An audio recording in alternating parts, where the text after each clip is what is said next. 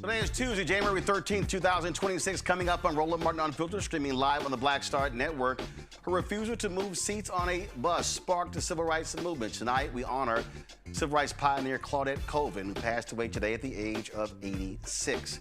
Donald Trump's Department of Justice is cracking down on your votes and putting your private data at risk. Democratic leaders call it a national voter roll that could negatively impact midterms. Also, MAGA, they are targeting black folks in a significant way, from colleges to speakers to academics, you name it. We'll talk with Michael Harriet of Contraband Camp about both of those stories. Folks, no charges for the white Jacksonville, Florida cop who punched a black man in the face during a traffic stop. We'll talk to the family attorney.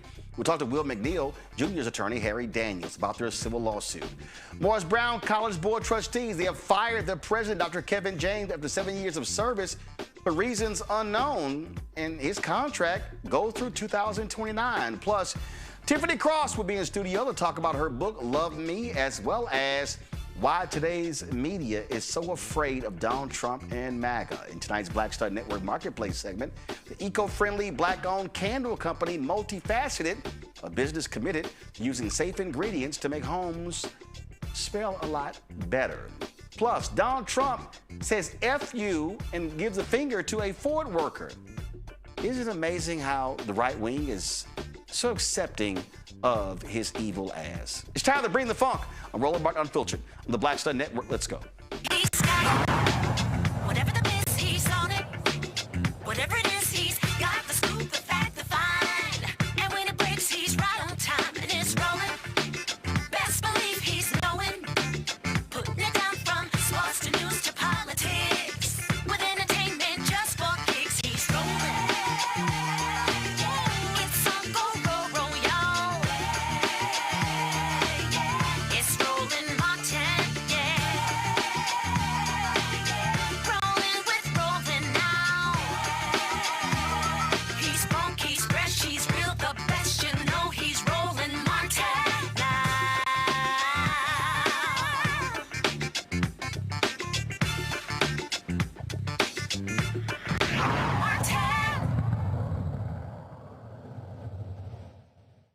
Donald Trump's Department of Justice is building a national voter roll that could disenfranchise voters in the upcoming 2026 midterms. 8 Republican-led states, including Texas, have already turned over unrestricted voting data for millions of voters. The Trump administration has sued 23 states that refuse to comply. Their goal is clear: to determine, based on sensitive voter information, who is eligible to vote and who is not.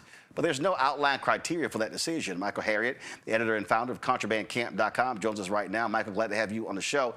So explain to people why this is so dangerous. How are they going to impact the vote with this strategy? So the first thing you have to understand is that the federal government does not control who votes. It has no say in who votes. That's determined by the state.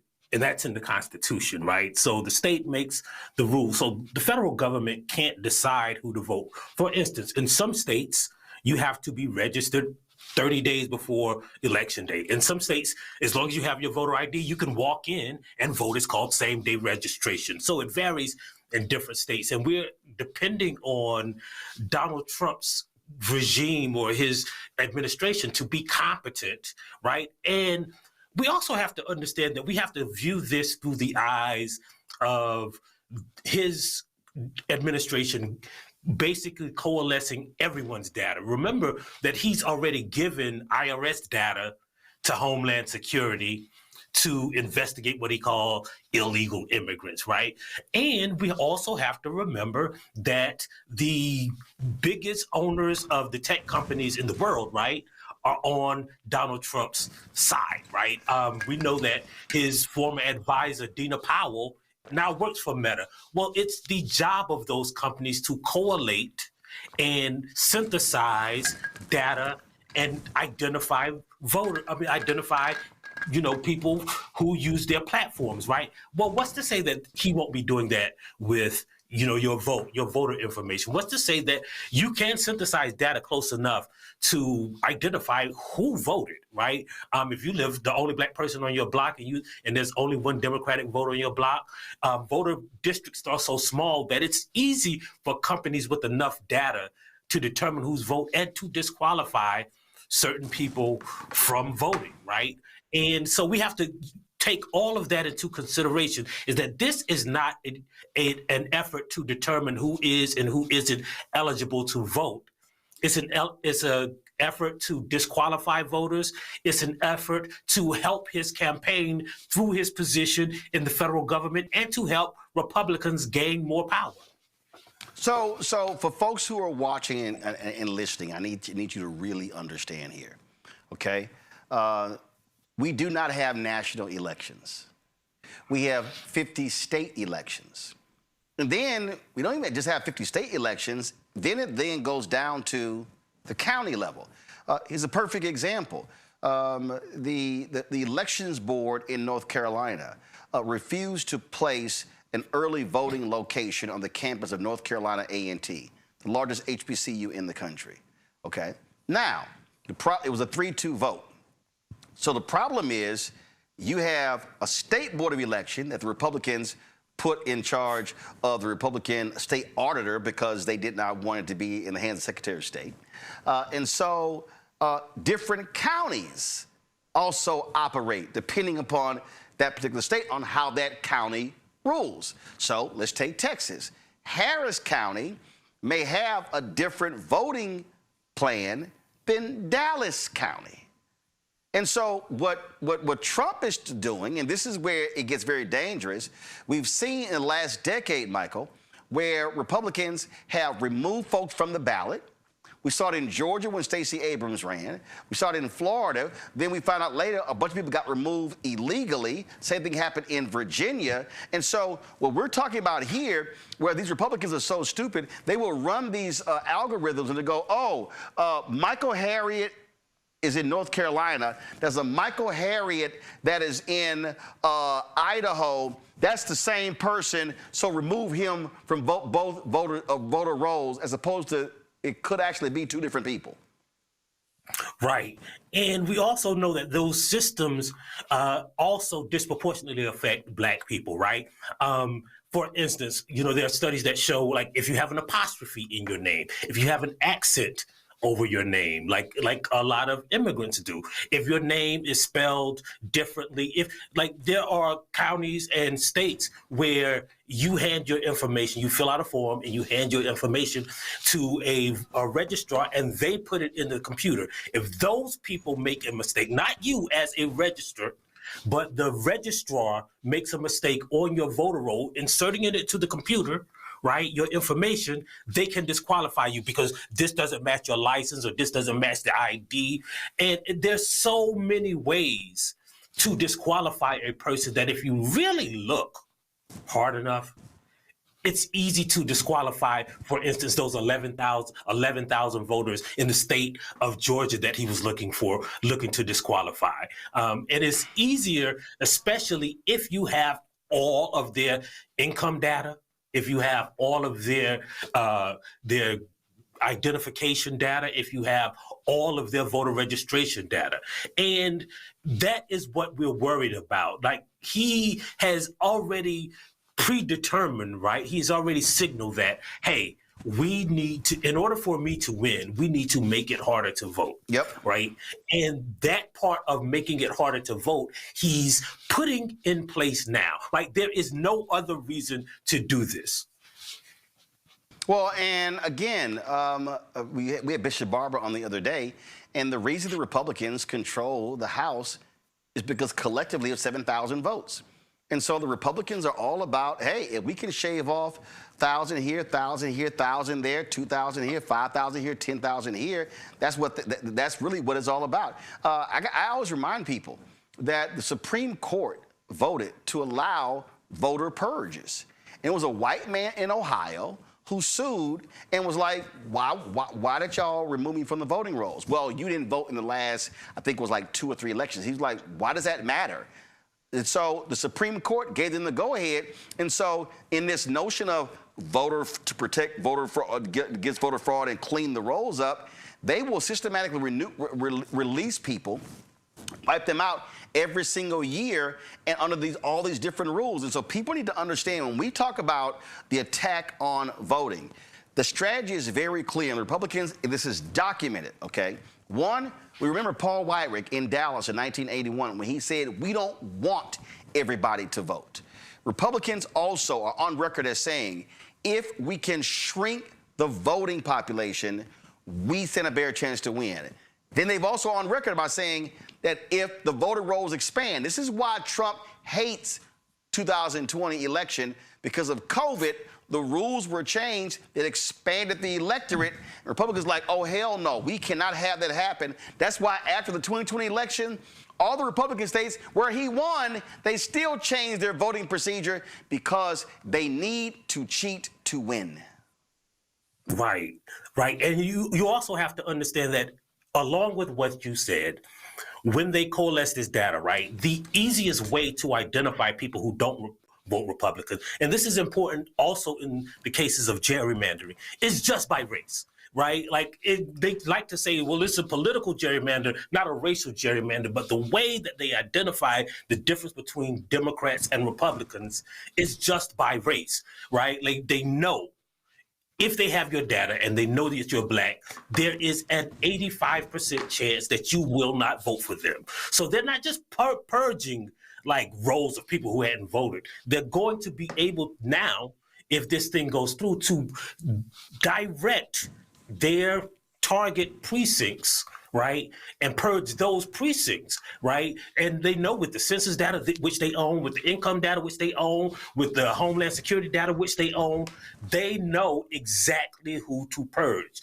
And it's only using the specific category of race that they will be purging these people. Well, and by having this data, the other problem that they have is they now can sit here and break down zip code. They can now look at, okay, run the numbers. How did this zip code, they'll now be able to break this down to the precinct level. Right. And the precinct level, I think, you know, when you are talking about large towns or small towns, right? Like when you're talking about breaking stuff down at the precinct level, we've seen malfeasance, go into that. We know that in Georgia, for instance, right? I reported in 2018, it was harder for people in majority Black precincts to vote. The voting machines broke down more often. The lines were longer. There's a study in 2018 that took all the cell phone data. So basically everyone who voted, everybody who was at a precinct, they grabbed their cell phone data. And they realized that if you lived in a Black precinct, you waited longer to vote. 3 times longer to vote in a Black precinct than in any other precinct in America. So they have more advanced data now, and they can target Black voters. And again, it's not just purging the rolls and shrinking the electorate, it's shrinking the Black electorate. Well, and this is the same man who said that that he wishes he had seized ballot boxes in 2020. Again, let's be clear. They will try that in 2026. They will try it in November. Right. And also you have to also know that in these red states, in many of the states that handed him over their data, they have long held this idea that people are cheating at the ballot box, that people are doing in-person voter fraud. And every time they look, they use all of the state resources, sometimes federal resources, local resources, to target what they call election cheating. It's always like 12 people in an election of 35 million, right? Or 17 people, right? Like there is no voter fraud, right? That changes election. There isn't an example. And most importantly, when they find these people, it's always a Republican voter who tried to vote 2 times because they wanted their candidate like Trump to win. Absolutely, and it's no doubt what they're doing. I want to sit here and bring in my panel right here. Dr. Mustafa Santiago Ali, former senior advisor for environmental justice at the EPA, joins us right now. Randy Bryant, DEI disruptor, DC, joins us, and so glad to have her as well. We also have my other alpha brother. Y'all don't mind. We got an Omega guest on the show, so you know we have mercy on them. Larry, somebody got to class up his joint. See right there. See, I ain't gonna cut him deep, Larry. I ain't gonna cut him deep. So you know we're gonna have mercy on him. Y'all joining us, Dr. Larry Walker, associate professor, University of Central Florida as well. Larry, you're there in Florida. And this is what Michael's laying out. Florida and Texas and Georgia really have been the 3 states that have been, frankly, the test case for a lot of these shenanigans. And that's where all this stuff is coming from. Yeah, so Rowan, don't forget, we lost, we had a the governor decided to get rid of a congressional seat. And also they're doing redistricting and with starting with the session in Tallahassee today. But I want to ask Michael, in terms of, I know he talks about it a lot about history. What are some of the lessons we could, look at from the past in the African American community in terms of how do we counter some of the challenges we're dealing with today? Well, one of the best examples of what we could go wrong, right, is remember, right, in the election of 1876, they targeted one county in South Carolina, right, Lawrence County in South Carolina. The Lawrence massacre. They went there. It was a majority black district voting district that was started. That was a county that was founded by a man named Prince Rivers, a Union soldier named Prince Rivers, a black man. And they attacked and just basically lined up black men and killed them. And then in that election, what's funny now is when they go back and do the data, they said that more white people voted in that county than white people existed in that county, right? So they overturned that election, the entire national election, by one county in South Carolina, targeting one county. And the Republicans made a deal that said, we'll move the troops out of the South in exchange for you giving us the presidency. And that is what gave us Jim Crow for another 100 years. Called the Great Compromise of 1877. The Compromise of 1877. In a black-owned hotel, they went in a room, 15 white men, and decided an entire election based on one county, right? So this is the thing that we're facing. And how do we counter that? Well, we have to counter it preemptively, right? And it's not just by voting, right? It's attacking the mechanism by which they disenfranchise us. This is an effort to disenfranchise black people. They're looking at it as voter security. But remember now, if you go back and look at the newspapers in 1955 and 1960 in Selma, what they were trying to do, the reason they were trying to prevent those black people from voting, the reason they marched across that bridge, Alabama called it their ballot security effort. That is the lesson of all of this. They always use that voter integrity, that ballot integrity, ballot security when they're about to disenfranchise black people, and we can't let it happen again.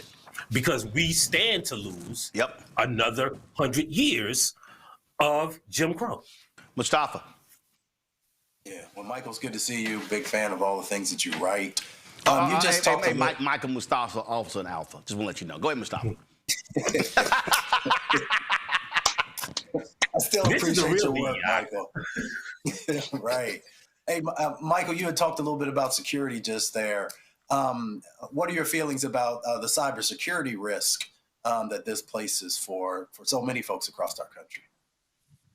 Well, there are some cybersecurity risks, but I think what people don't know is when you vote on a voting machine, right?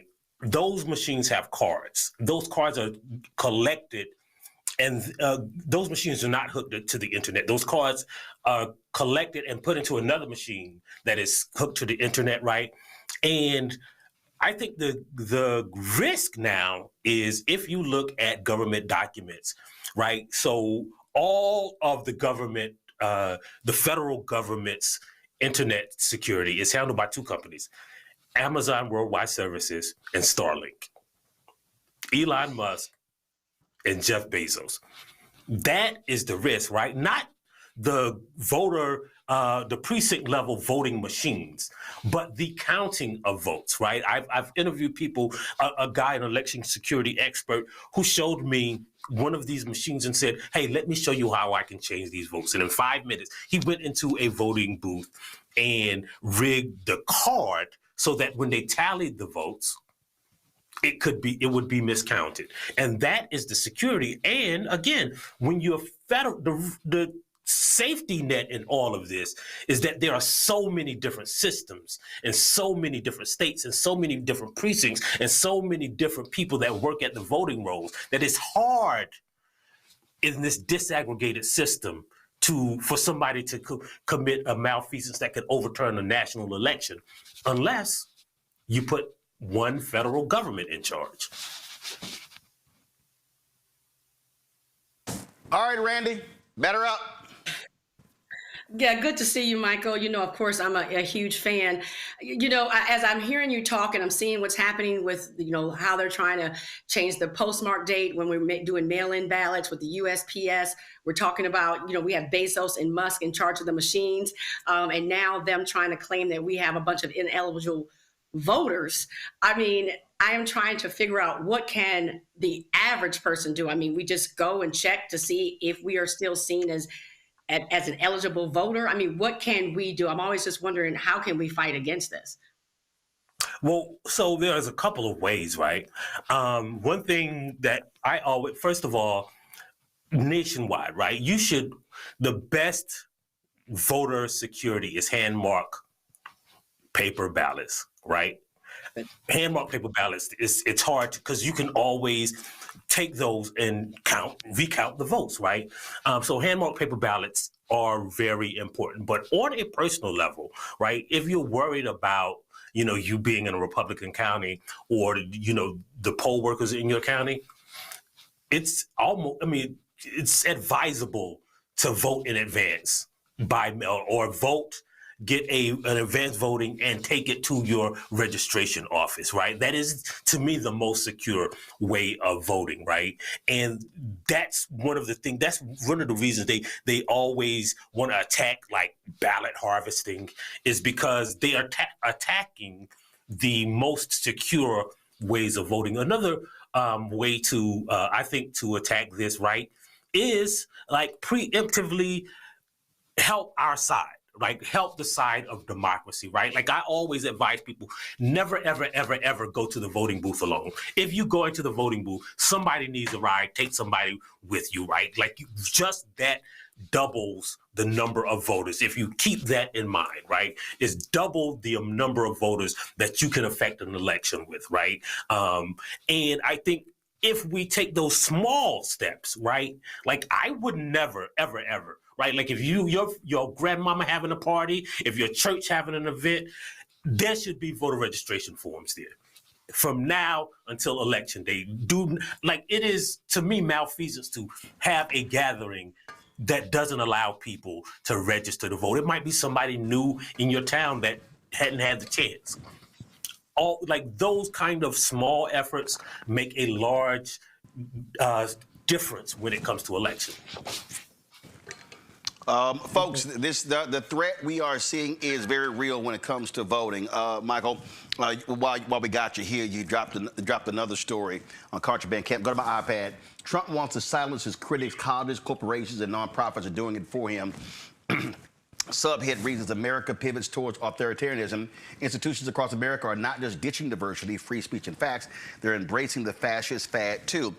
And you lay out here what we're seeing. We are seeing, we really started last year, and we're seeing where corporations are canceling MLK programs, Black History Month programs, Women's History Month program, Black Music Month program, Hispanic Heritage Month programs, all the sort of stuff along those lines. We're seeing where they're targeting affinity groups inside of those corporations. We're seeing where universities are kowtowing as well. Texas State University canceled this mobile Black History Museum. And the impact, and I've been talking about this, the downfall, the impact has been tremendous. It has economic impact in terms of you have Indiana University, Indianapolis canceling their MLK breakfast because of actions from the Republican governor in Indiana. We can go on and on and on.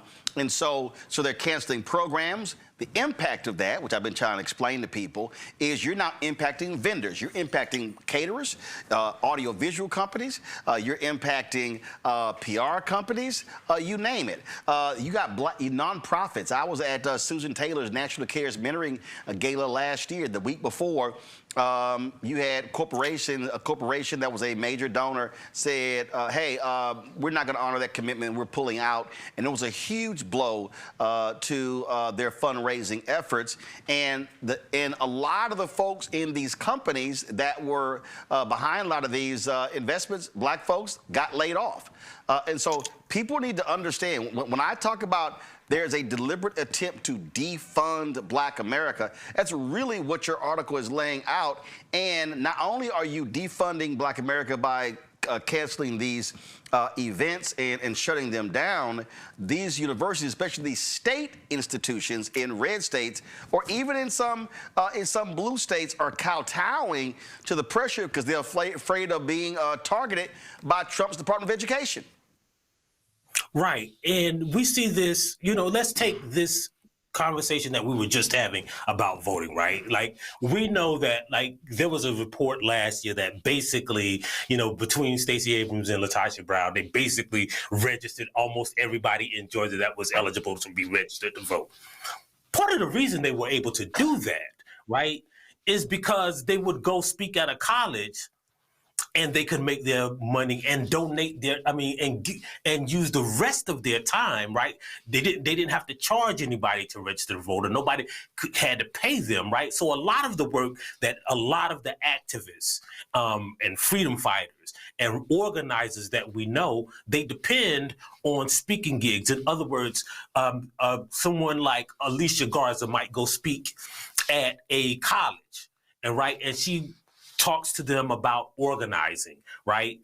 And so she doesn't have to charge $1 million for the nonprofit work that she does, right? Or she doesn't have to raise $1 million for the nonprofit work that she does, because she has enough time, instead of fundraising, to do the actual on the ground work, right? So that's why it's important. And it's also important is because a lot of times at many of these colleges, right?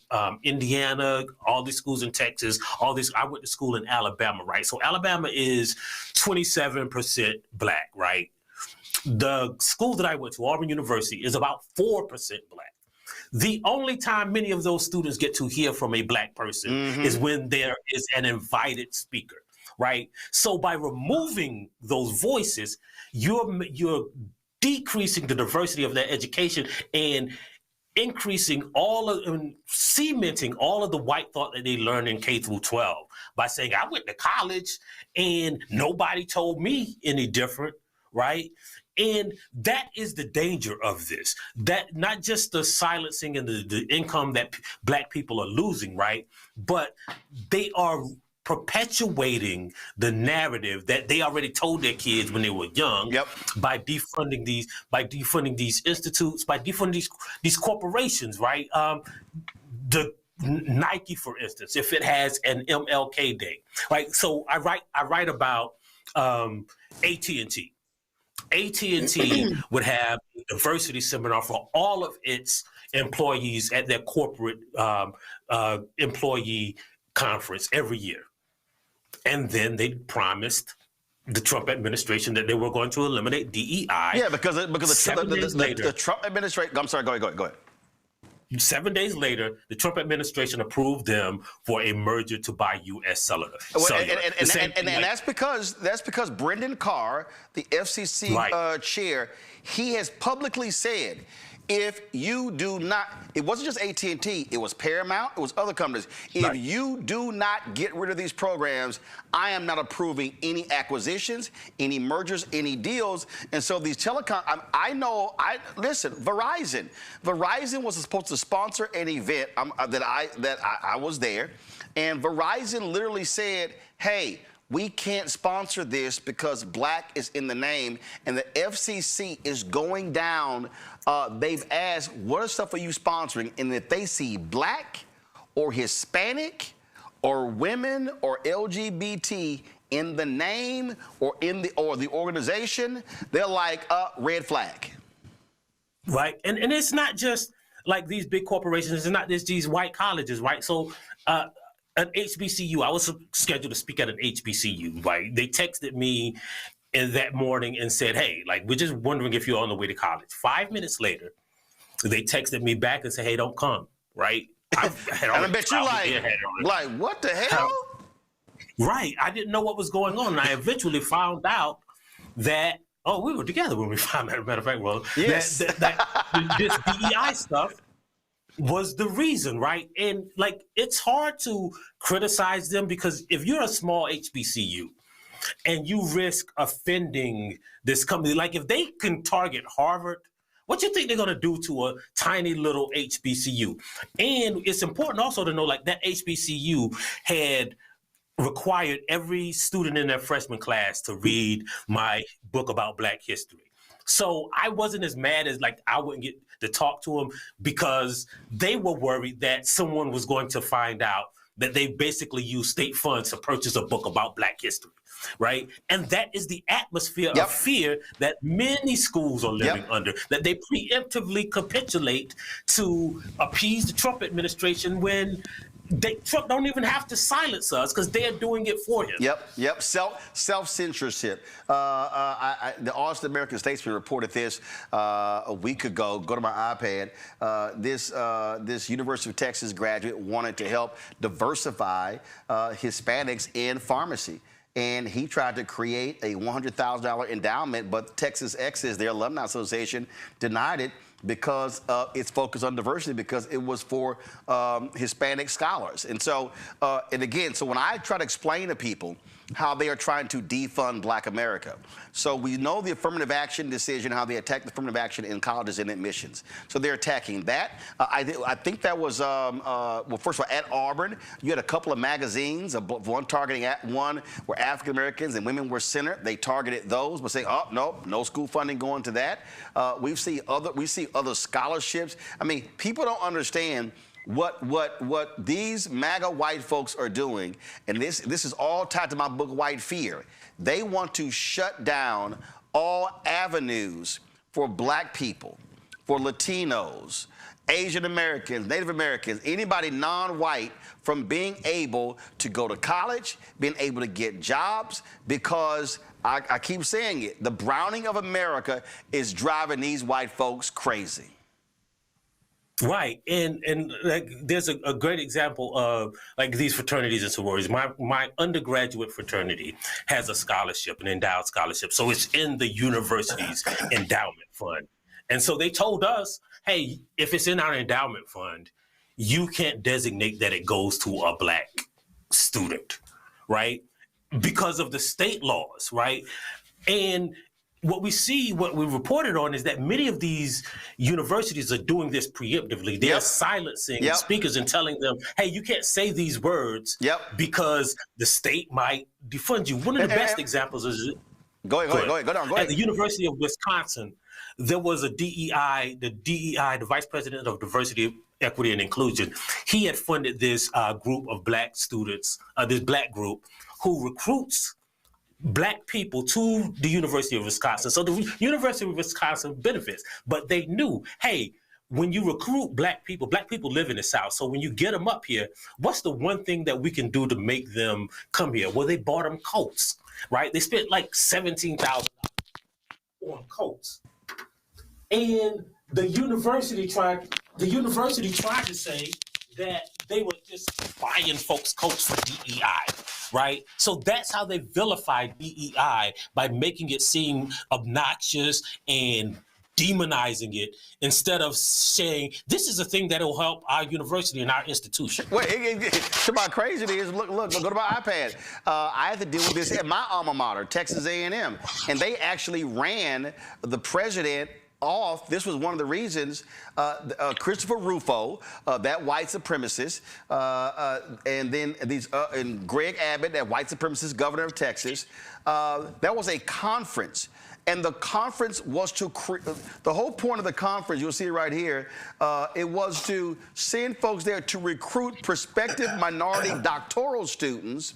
And these folks attacked them, calling it DEI, and the governor literally said to the president of the university, Texas A&M, this was the PhD project, point blank, if anyone from A&M goes to that conference, I'm going to fire you. And this is to create, so their whole deal is, no, you're not going to conferences, you're not going to events, you're not going to receptions. And so many schools are like, hey, you know what? We're doing nothing. We're doing nothing because they are afraid. And even if you, and again, I'm gonna go back, even if you talk about, even if you fight it, use the example of the HBCU, being very scared. Listen, you got a black president at George Mason University in Virginia. Trump has been targeting them. Luckily, you had folks that know we're standing by him. They ran off the white president at the University of Virginia. Oh my God, too much DEI focus. They ran off the black guy who was a superintendent at Virginia Military Institute, and that's because you had a Republican governor of the state. Now, of course, you got Spanberger, who's Democrat. But people need to understand what's going on here. Even if you are, let's say, Governor Westmore in Maryland, Trump's like, okay, I'm going to attack the research dollars of your institutions. So your governor can protect you, your legislature can protect you, but I'm going to attack the research dollars the federal government gives to you.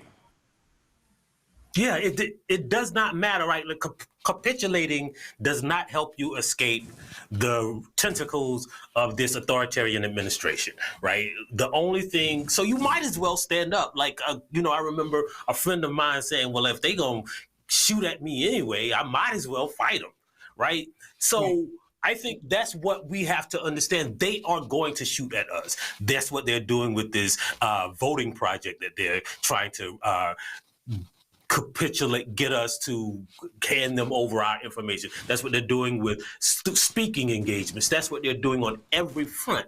They are shooting at us, so we might as well fight anyway. I'll say this, Mike, and I'm actually working on a book. I wish it was coming out this year. It's going to come out January 2027. And I've been making this point repeatedly that today is the Founders Day for Delta Sigma Theta sorority. Is it y'all Founders Day coming up, Randy? Yes. Did it pay? All right. So you got AKs coming up. You've got these different civil rights organizations. You've got Prince Hall Mason. You've got Links. You've got D9. You've got Black Data Processors. You've got National. I was talking to somebody saying the Black MBAs, which always had a huge conference, that they damn near may have to go virtual because of so many companies pulling out. We were at Afrotech. This is what I've been saying. What has to happen in this moment. This is a moment, Michael, where all of this black institutional infrastructure that we have has to read the room, has to recognize the moment. This is where we've got to have black organizations standing up, fighting on behalf of black people. And I say it, the Executive Leadership Council, they're supposed to be the big black corporate organization. They ain't saying shit when it comes to the tax that's happening in corporate America. And I'm sitting there going to the point, they laying your members off. They are firing your members. So you being silent don't do anything.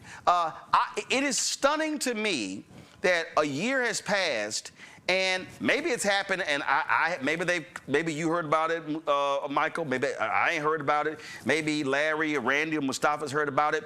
But it is stunning to me how you have not seen black organizational leaders collectively move to go to corporate America and say, let me be real clear. If you sit here and play games and you don't stand with us, then we are not going to keep using your products. The only way you can fight, folks, is you got to fight. Laying down ain't a fucking option. Right, and I think that's what people don't understand is we have the infrastructure and we have the power. Right. You know, if it was like, for instance, right, all of those organizations that you talk about, Delta Sigma Theta, Omega Psi Phi, like, we have banks now, right? Like, what if we said, hey, we're going to pull out all of our money, put them in our own banks, right? If y'all keep capitulating, because just as they have to capitulate to Trump for the sake of profit, we can force them to do that to us too. Right? We see what happened at Target, and we just kind of didn't even go fully into that. If we start pulling our money, our resources, and not just pulling them, focusing on where we are going to put them. We're going to put them here and give your competitor a specific advantage. That is how you wield power. And we have that institutional power. We have that economic power. We just have to wield it. And these organizations have to take the lead because, like, they're scared, like, we can't be political because they'll take our 501c3. Look, we see these white dudes on church praying for Trump and talking about Joe Biden is the devil, and they don't lose their tax exempt status, right? And also, like, that is a lie. Be brave enough. And that is a lie. You can't endorse a candidate. It doesn't mean you can't be political. It doesn't mean that you can't talk about public policy and say, we support this bill. We support this legislation. We are against this legislation. That shit pisses me off. And I'll say it for so many, especially a lot of our D9 groups, we are so risk averse. You know, we've had leaders, don't wear your colors, don't wear your letters, all this sort of bullshit. I'm like, what the hell are you talking about? And so there is a massive assault against Black America happening. And I don't just name check the D9. I also name check Sigma Pi Phi Fraternity, the Incorporated, the Boule. I name check Prince Hall Mason, Eastern Star. What pisses me off is we have massive infrastructure. We've got international organizations, national organizations with regional, state, grad, undergrad. We got programming going all the way down K through 12. And we got impotent ass leadership who, to me, is so focused on their insular business and not the business in the attack on Black America. Right. And this summer, almost every one of those organizations that you mentioned will have a national conference. And we have to find a way to wield that power in those cities that we are talking about and across the nation. We have to send all of those people back with a directive on how to save ourselves inside the structure of this country. Because without it, what are they for, really? Like, you know, I mean, the colors are pretty, but what are they ultimately for if they are not doing anything for the people who they're supposed to be serving and the people who created them? Absolutely. And so I being hardcore about this. And so, folks, do me a favor, y'all. Hold on, give me 1 second. Let me pull it back up. I want y'all to go to contrabandcamp.com. Hold on 1 second. I'm pulling it up. No, I told y'all don't go to it yet. It ain't loading. Finish loading. Slow down. All right, y'all can go to it now. Go to contrabandcamp.com. A number of stores on there, but I also need y'all to subscribe and support. I've made this point before, folks, that in this moment, we got to depend upon us, and we do not. Let me be real clear. I'm gonna say this. I ain't got no problem saying it, Michael. You do not have a lot, and when I say a lot, I'm talking about maybe I can use both hands. We do not have a lot of reporting that's going on. Let me be real clear. We got lots of commenting. Right. We got lots of commenting, but we don't have a lot of reporting that's going on where people are being interviewed talking about the subject matter. And so we've got to be supporting Black-owned media. And when we look at what we spend money on, I'm telling y'all, we spend lots of money every single month subscribing to streaming services to catch entertainment and documentaries and comedy shows and stuff. But I've always said the greatest problem we're always going to face is a dearth of real substantive information to give us a sense of what's going on right now. And so you've got to support outlets like Contraband Camp. So go to the website, you can click their Substack, you can subscribe. You can do monthly, you can do yearly, but I'm telling you, it has to happen, y'all, because listen, we're in this, okay? This thug, he ain't going anywhere until January 2029, okay? So we need to understand these attacks on us, they're not stopping. They're going to intensify. So, Michael, a great job. I appreciate it. Thanks a lot. Thanks for having me. Folks, it's a whole lot to unpack, a lot of things that are happening right now. And, you know, before we went came on the air today, certainly got some sad news with the passing of Claudette Colvin. She, of course, the Black woman who sat down on a bus. And she, of course, was told, you got to get up. And this took place before what happened with Rosa Parks. And there were all sorts of folks talking about, well, why wasn't she the face of the movement? Was it because she was so young? It was all those different things along those lines. She passed away today, again, the age of 86 years old. And it was, but do understand, if you read Joanne Robinson's book of the women who led the Montgomery bus boycott, you will realize that there were others who sat down before Claudette Colvin. And so all of those cases built up frustration and anger in Montgomery that led to the Montgomery bus boycott. We just celebrated, of course, the anniversary just the other day of the Montgomery bus boycott. But Claudette Colvin goes down as one of our foot soldiers, history maker. When I sat down with Fred Gray was her attorney in that case, and he explained to us the backstory of what happened with Claudette Colvin, and we're gonna show that for you. It really was a fascinating story, Randy. Listening to him describe for us what really took place with Claudette Colvin, the legal maneuvering that took place as well. Again, she passed away at the age of 86. Certainly one of our history makers. You know, as I was reading more about her, and I've always, of course, known about her, but what is interesting is that we didn't learn about her in school. And so I was impressed with the ability of hers to just be quiet, be an unsung hero. I mean, it had to be something where here she was 15 years old, even though her friend decided to go ahead and move out of the spot they asked her to move out of. She stayed at 15 years old, and she wasn't chosen to be the face. I mean, she did this 9 months before Rosa Parks. She wasn't chosen to be the face for various reasons, including colorism. We have to be real about that. But she was okay, and she was okay with that and was just fine to do her part. Right now you have so many of us that want accolades for standing up, and we have to realize that so many people sacrifice to get us where we are today. So absolutely have great respect and regard for her. When we talked to Fred, and according to Fred, none of that actually was the case. He actually said that he said his whole job was like, let's make sure she don't go to jail.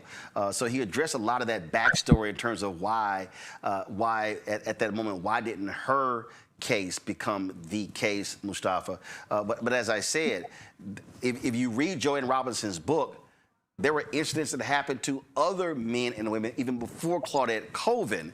And so when you look at all of those together, it was a buildup. It was a steady buildup in Montgomery. And then when Rosa Parks got arrested, that's when the powder keg just blew, and they said, enough. We're tired of sitting here and waiting, because a lot of people don't realize, Mustafa, A few days after the Brown versus Board of Education decision in 1954, Joanne Robinson sent a letter to the bus company about desegregating their buses. And so this battle had been brewing, but Claudette Colvin is certainly a significant part of this unique American history. Yeah, she most definitely was a freedom fighter. You know, huge amount of courage.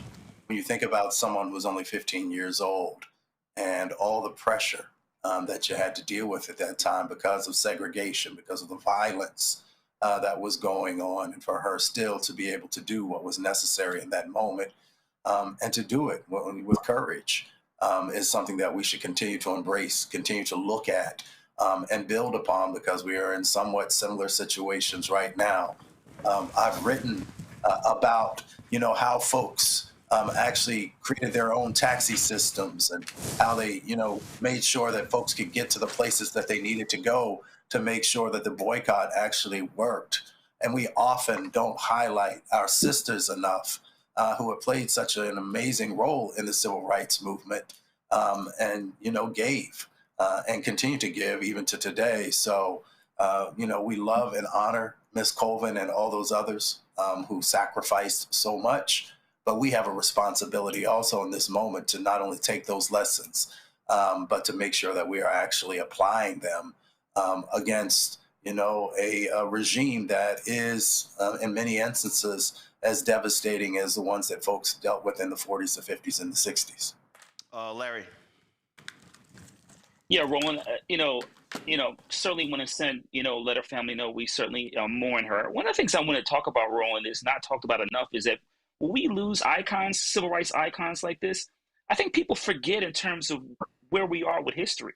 They think this, some of these things obviously happened years or decades ago, but a lot of these people that, laid the foundation, some of we don't know the names of, are still living with us. So it's really important, the context in terms of what we're dealing with today, in terms of, the government, the federal and state level trying to resegregate and prevent Black people from opportunities, is a reminder that these individuals are still living amongst us, and that we have to continue to fight and also use the examples of those in the past to continue to fight to make sure that Black folks have the kind of economic, political, and social opportunities that we gained just over the last 20 to 30 years. And folks, I'm having an issue with our video playback, so I'm going to have that video towards the end of the show. But I definitely wanted you to hear what Fred Gray had to say about that. Let's go to the story out of Jacksonville, where no charges are going to be filed against Officer Donald Bowers because the DA said he acted lawfully when he punched Will McNeil Jr. in the face during a February traffic stop. Folks, if you can get the video of the video, we did showed it before. Remember. This video, the brother was just sitting here in his car, and then the cops operated where they did while the Internal Affairs investigation exonerated Bowers of using, quote, unnecessary force. He sustained the administrative charge that he failed to conform to work standards. The family of McNeil's attorney, Harry Daniels, joins us right now. And so, again, Harry, we do these stories so often, and we see how the laws are set up to protect these cops for whatever action they do. And frankly, with all the stuff that we're seeing with ICE do all across the country, we see this is how these guys operate. Hey, thanks for having me, Roland. Yeah, early on in this incident, the sheriff of Jacksonville, he made the decision, even before the investigation actually took place. He kind of doubled down on what the state's attorney office determined, that the officer engaged in no criminal activity.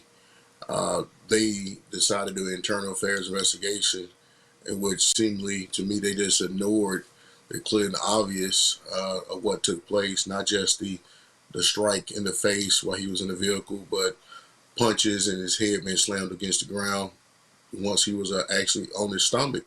It was a lot of other officers involved, and this was just a whitewash to try to double down on what the state's attorney's office had already decided. It came to no surprise to us. That's why a lot of time we have to proceed with help from the Department of Justice. And believe it or not, just recently on today, some officers and some cases that we actually represented people on were convicted and others was indicted, because it seemed like a lot of times these local officials just won't pull the trigger and terminate people, for misconduct that violates people's civil rights or unlawful use of force.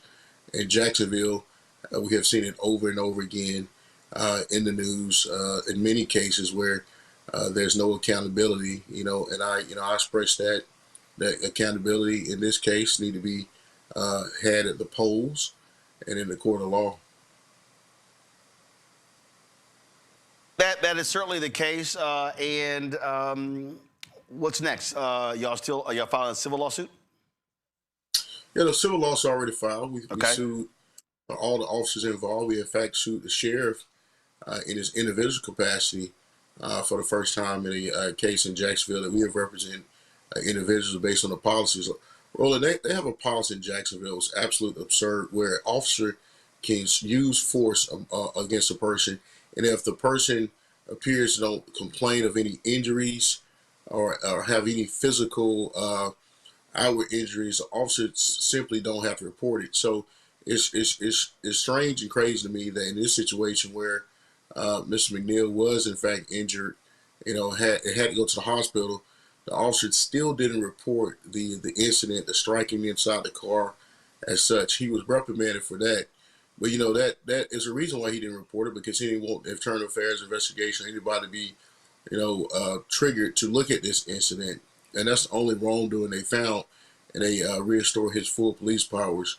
No accountability whatsoever. That's why people like myself and Ben, we have to pursue these cases in so many different avenues and realms, that in order to get some measure of justice for people who have been her rights have been abridged, and we continue to push this to envelope, and we'll continue to keep y'all updated on how this case turns out. All right, Harry, we surely appreciate it, man. It's always, we hate to, we have to do these stories, but unfortunately, it happens over and over and over again. So we appreciate it, man. Thanks a lot.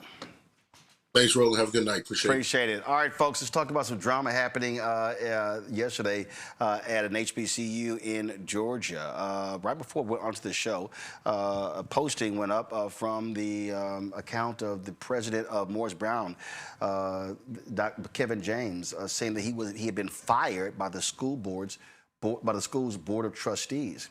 A move he called deeply concerning. He, of course, in 2022 helped them regain their accreditation from the Virginia-based Transnational Association of Christian Colleges and Schools. Remember, they had serious issues, then almost closed their doors. There was a fight to come back. This is what he posted on social media. Today, the Morris Brown College Board of Trustees terminated my service as president without providing specific cause or substantive explanation. This action is deeply concerning. Research and my lived experience demonstrates that many HBCUs have struggled with board overreach and interference. Unfortunately, those dynamics are evident in this situation. The timing of this decision is particularly troubling as the institution is approaching its accreditation reaffirmation review in a few weeks. Equally concerning is that this action disregards established governance best practices in my existing presidential contract, which extends through 2029. I fully intend to pursue all rights and remedies afforded to me under the agreement. Also, it is important to note that I recently completed a successful annual evaluation and have received consistently strong performance reviews throughout my 7 years of service. Morris Brown College has literally made history under my leadership as president. I'm profoundly proud of the work accomplished during my presidency, including leading Morris Brown College to become the first HBCU to regain accreditation after nearly 20 years. Restoring access to federal financial aid, growing enrollment from approximately 20 students to more than 540, securing national recognition and restoring the college's visibility and reputation, achieving clean financial audits for 7 consecutive years, establishing long-term financial stability for the institution. I dedicated myself fully to the restoration and resurgence of Morris Brown College, and I stand firmly behind the progress we achieved together. While I am deeply disappointed by the board's decision, I am grateful for the overwhelming support I have received from alumni, faculty, staff, students, and community partners. Thank you for believing in the vision and the work. Hashtag the hard reset, hashtag the resurgence. Kevin James, 19th president of Morris Brown College. Now, we reached out to Morris Brown and was directed to this statement on their website. They said the following. The Morris Brown College Board of Trustees announced today that MBC trustee Ms. Nzinga Shaw will assume Guys, hold up, guys. People can't see that. Y'all know that. Okay, hold on one second. Let me fix this here, y'all. I keep telling y'all can't put up statements like that because people can't read that.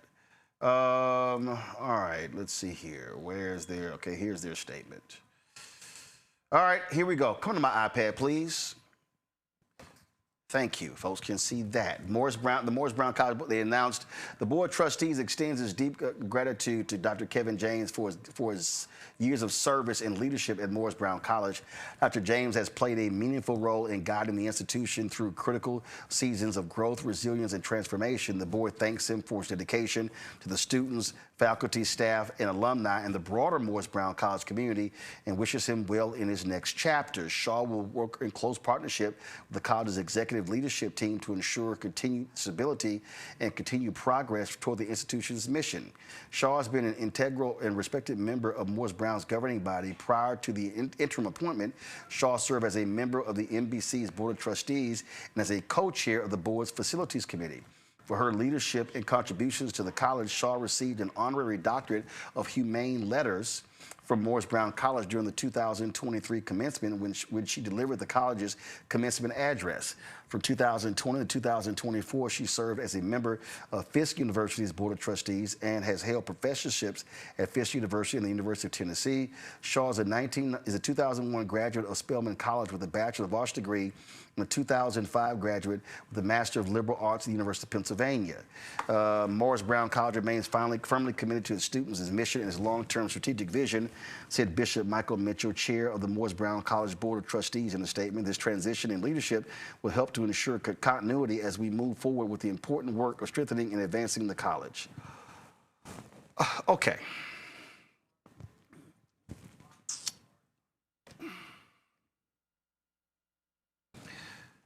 I want to know from Morris Brown what the hell is going on. And the reason I want to know that, which makes no sense to me, is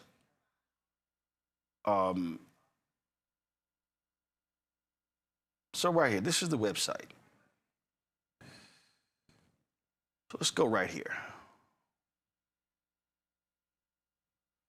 So Nzinga Shaw is a strategic board advisor, corporate executive, known for navigating complex governance, reputation, and human capital challenges. Got it.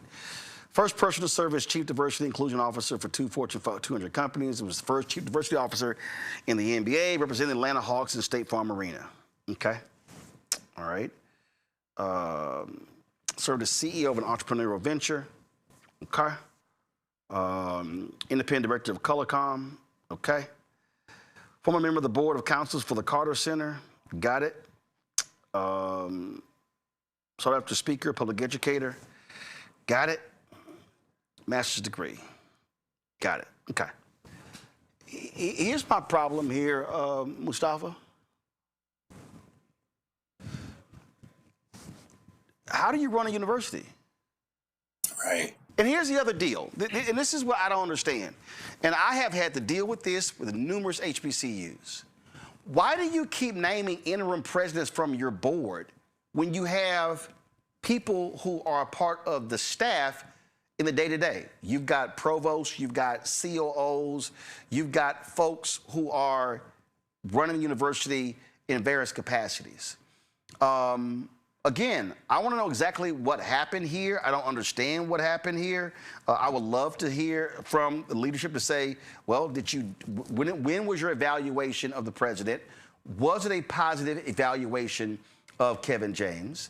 If it was a positive evaluation, why are you making this move? Also, why would you fire somebody in 2026 whose contract runs through 2029? It's not like Morris Brown has the money to be paying 2 presidents at one time.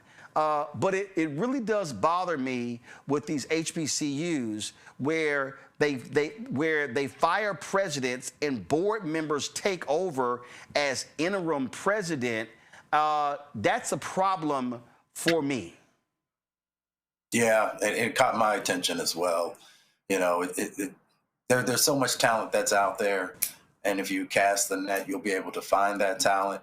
that talent, and especially in the education realm, should have education administration as a background, or sometimes folks who come from the business side of the equation can also fill the role as long as they have the individuals surrounding them that's going to be necessary. If you have, historically and in the recent history had a problem with being able to raise money, for you to then have to pay an individual's salary for the next 3 years is strange as well. And then the last thing that really got my attention was something that you raised. With all the folks who have worked for me over the years, when I do their evaluation, if there is gaps, then I'm going to highlight that, and we're going to put a plan together to be able to address that. For these folks, it seems like he was doing fine, and then all of a sudden, then they've made this transition. So there are a lot of unanswered questions. There are a lot of concerns, I think, that most people will have looking from the outside.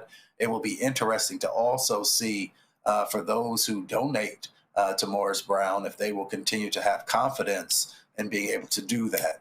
So I guess we'll all be revealed here over the next set of weeks. And I'm sitting there looking at the board here. I'm looking at the board here, Randy, and I'm seeing the Right Reverend Bishop Michael Mitchell. Okay. I'm seeing a financial advisor, founder and CEO of Impact Data. I'm seeing the CFO for the city of Atlanta. I'm seeing President, CEO, Uni National Bank. I'm seeing education consultant, others. Well, hell, I'm seeing Dr. Gwendolyn Boyd, executive search consultant. If I'm correct, that's the same Gwendolyn Boyd who was the president of, I think it was Alabama State. Hell, if you're gonna put somebody to be the president, why don't you put somebody who's actually been a university president before? That's just me. That at least would seem to make sense. But Roland, it's just messy, though. I mean, even if they wanted to make a transition, the way that this all went down does not make me feel secure. It would not make me feel secure in sending my student, because at the end of the day, business is business, and they are not conducting business well. They're not dealing with people or processes in a professional way. I mean, how do you let somebody go? They don't know that they're being let go, which is going to expose them to some serious lawsuits, which I'm assuming, if I know about HBCUs, they don't have money just hanging around to satisfy that, nor pay somebody's pay a dual salary to somebody, and it just breeds bad blood. I mean, they should be able to conduct business better than this, to be an institution of higher learning, regardless of what was happening. If a decision was made, which I'll be honest with you, when I look at all that he's done, but if a decision was made to remove him, the way that it was done is just completely unprofessional. And we need to do better at our HBCUs. We need to at least represent what we want the students coming out to be. So if this is how you conduct business, how do I trust your business school? How do I expect you to run a university where you can't even properly handle a transition? And again, here's my whole deal. When you do these moves, Larry, again, this is just looking at a set of facts. You have a president. You have the semester starting, the second semester starting. The president's under contract for 2029. And you get rid of him? You don't explain to the public why? To me, that's not actually how you lead. There's a lot of moving pieces on this story. First of all, we do have to acknowledge President James did a miraculous job bringing Morris back from the brink. As you said, Roland, the university nearly closed, and they recently announced a project with like one of the major hotels that they'll be building right there in AU Center. So they've done a lot of tremendous work. He's done a lot of tremendous work. I don't think that letter, interesting in terms of some of the language there, said fired with cause, if I'm not mistaken, Roland. So it's really unclear in terms of when the board and whatever, communications person they work with in terms of writing that letter. I think that they need to provide, like you said, a lot more clarity about what is going on, because it raises more questions than answers. In terms of what this means for the future, he mentioned the accreditation. I've worked on some accreditation issues as a researcher. They're going to need to do a search and they're going to need to get someone in there who's qualified and experienced. Obviously, you want to do a great job vetting as soon as possible. But I want to go back to your point about the interim position. Listen, this is where a place where a lot of, not just in HBCUs, but smaller institutions, when they have a leadership, transition, they have an interim, this is where they encounter problems. It's really important that you have someone who understands higher education, who understands curriculum, who also understands the relationship with faculty and students, and has a background to ensure that this person is a buffer in terms they identify new leadership. So it's really important, like I said, that they lay out what's really going on here, and that, the person they've hired, they've asked to serve as interim, they're going to really need to make sure they had a number of experienced individuals besides the provost and other people to support her as she moves to this journey. Yeah, I've had to deal with too many HBCU presidents that have been fired, that have been let go, all sorts of drama, and I can tell you too often the problem traces back to the Board of Trustees. And I just think it's amazing how every single time these things happen, an interim president is a member of the board, when I don't think so. If you're a board member, you're voting on removing somebody as president, and then one of the people who votes to remove them becomes the interim president. And a lot of times they'll throw their name in the hat. I don't get it. If you have university staff, if I'm running a newspaper, I'm the managing editor. Then I've got an assistant managing editor. Anything happens to me, they can step up. You don't have to go pull a board member out to run the paper. I just think that if you're gonna remove presidents, you should have qualified staff to be able to step in when that person can't do the job or that person has been removed. That way, you take a lot of this board drama out of the way. So hopefully, Morris Brown will be forthcoming to explain what has happened there. And I'm sure the legal representatives of President James are going to be weighing in as well. I'm going to go to a quick break. We come back. My Shop Black Star Network segment. That's next. Roland Martin Unfiltered on Black Star Network.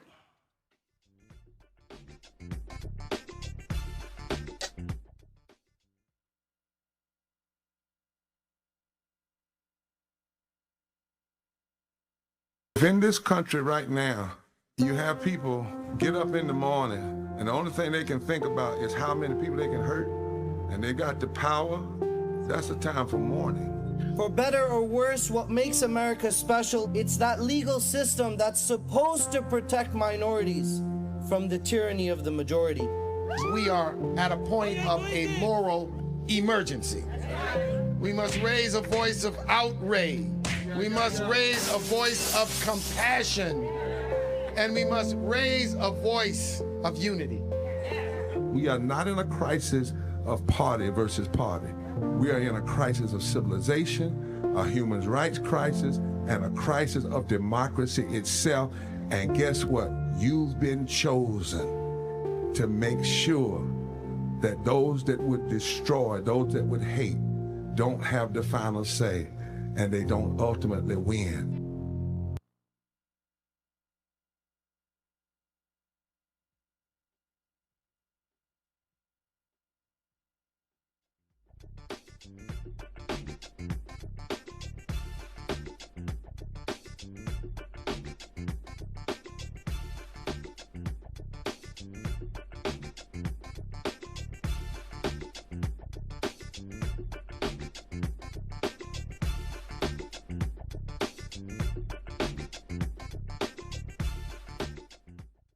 All right, so we all love candles, but not all candles are good for us. They're not healthy for us.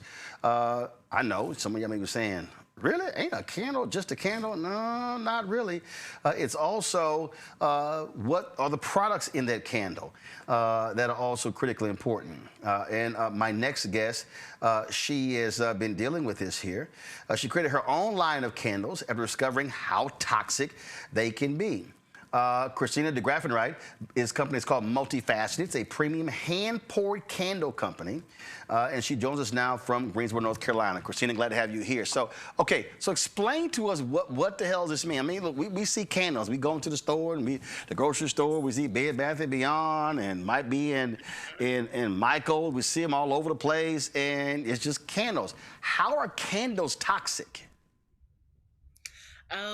First of all, thank you for having me here. I'm very excited to be here today. So, in candles, they can have anything and everything that is good or bad for you. There's no federal regulation on what can go into a candle, and there's also candle brands don't have to tell you what's in the candles. So, you can have everything from petroleum in the candles. There can be dangerous chemicals that have carcinogenics in them that can affect your respiratory system. So, with our formula, we can stand firm on saying that everything is toxin free.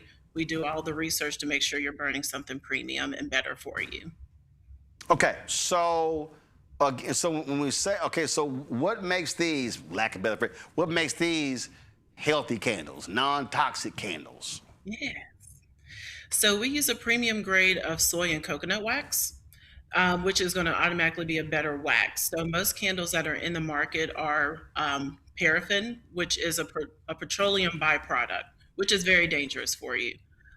There are people that can burn them and not get sick, which is, completely normal. And then there are people that it will immediately affect them. I like to tell people, if you have pets, and especially cats, if you're burning a candle and your cat starts to sneeze or even vomit, that means that there's something dangerous in your candle that is, if it's making them sick, it's probably going to make you sick as well. Okay, all right then. And so you've got, so I'm sitting here, now people know we always sitting here, supposed to be what we in stores is like sitting here, sniffing cameras, sniffing candles. And so take me through, how many different candles do you have? We have about 34 different scents, and then we add seasonal scents. So, of course, like when you have the fall season come, we'll have our fall candles out. And then we have our winter scents where you get your Christmas scents, and then your cozier scents. We have one out right now called Sweater Weather that is appropriate for the cooler season. All right then. And so, okay, now, and so are there mainly two different sizes? Because I see, so this is the large candle, this is small, so what is two different ones? Yes. So in the flower candles, I have one here on display. Right, I got it right here. This is going to be our large one. I got it. So this is our 8 ounce. Here. All right. So this is the 8 ounce right here. One. And this is what? Yes. That's our 2.5 ounce. Okay, 2.5 ounce. Got it. All right then. And are these easy to travel with? They are. I always tell people, if you are traveling with them and you're going on an airplane, just take them out of your bag. Otherwise, TSA will flag them as a liquid, and then they'll have to pull you to the side, and you don't want to have all that complications while you're traveling. So we just tell people, just take it out of your bag and you're good to go. Yep, I've actually flown with some candles before, and it wasn't that big of an issue. Let's see here. Let's see. Who's the biggest candle lover on this panel here? Let's see. Mustafa, Randy, or Larry? Something tells me, Larry, you got a bunch of candles around your house. Yeah, I like candles and incense. I'm from Philly, so but listen, I want to congratulations on starting the business. I wonder if you can talk about your journey. I think that's always important, your story and narrative. Yeah. So how did you get here? So I'm a candle lover. I started researching what's in candles because I was just curious to know what is in this. Is it something that is better for me? Is it causing harm to my space? Is it causing harm to me? So after doing a lot of research, I ended up discovering that most of the candles that are in the market are filled with toxins. And it also helped address a concern that I had from my parents. So my mother loves to burn candles, and my dad absolutely despises them. So I figured there has to be a way that, both of them can enjoy candles. So I actually used my dad, or both my parents actually, to test our formula, and he hasn't been sick or had any issues from anything that he has burned. So your dad is the smell tester? It's not about the smell. It's just like the chemicals in it. Sometimes it's just like I can't take it. Okay, all right. But before I go to Randy with a question, can you burn two different types of candles at the same time?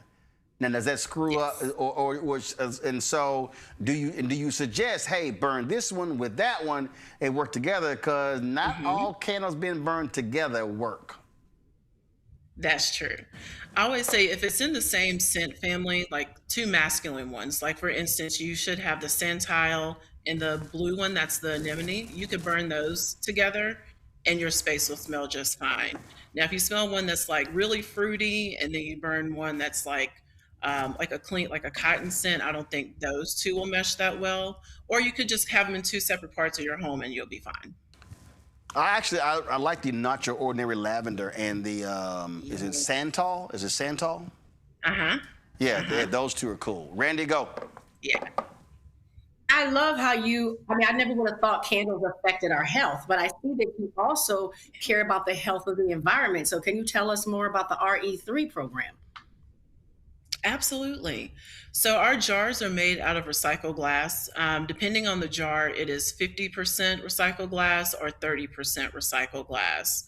So with the recycled glass, we're trying to keep glass out of the landfills. Here in Greensboro, North Carolina, where I'm at, you actually can't recycle glass. So we actually welcome the jars back and we clean them out and refill them and make them new candles for someone else.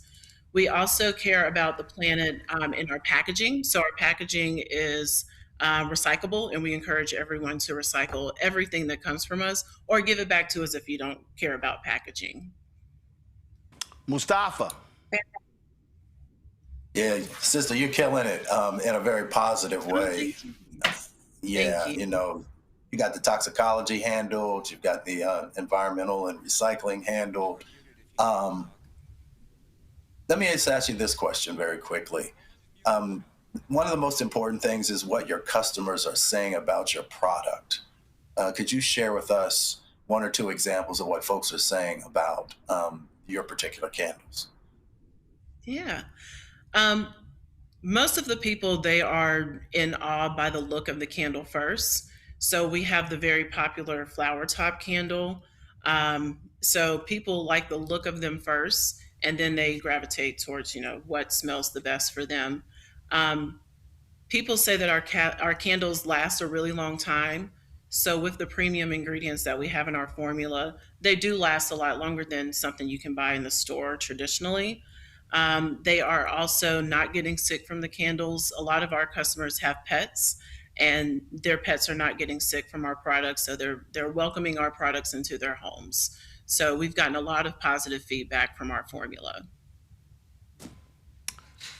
All right, then. So, so you say about 30 different candles. Folks, I want y'all to go to shopblackstarnetwork.com. And I want to check out y'all multifaceted. All the candles are on there. It's great smell. Like I got literally burning one right now. So I want y'all to do it. Now y'all know, again, we support black-owned companies. And so if you go, I'm going to go ahead and take these candles right here. I'm going to go ahead and move them over here. So as you know, we got our shopblackstarnetwork.com products. And so we got all of them over here. So I'm going to place the multifaceted cameras. Let's see, candles right here. I'm going to move some stuff around. Place them right here. So I want y'all to go to the website, shopblackstarnetwork.com.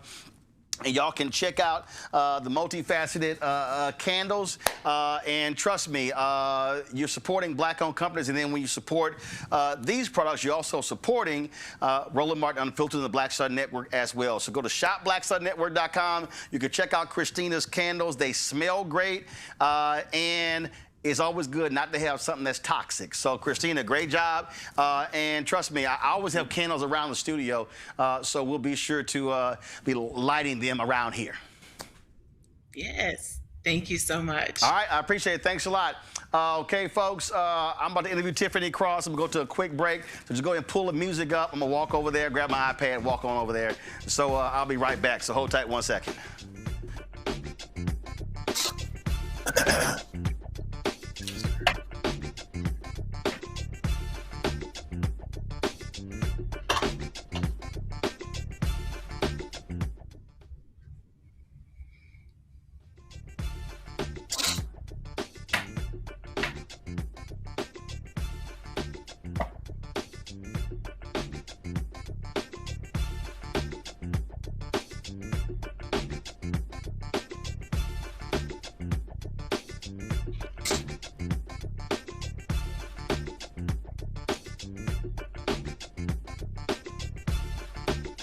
On.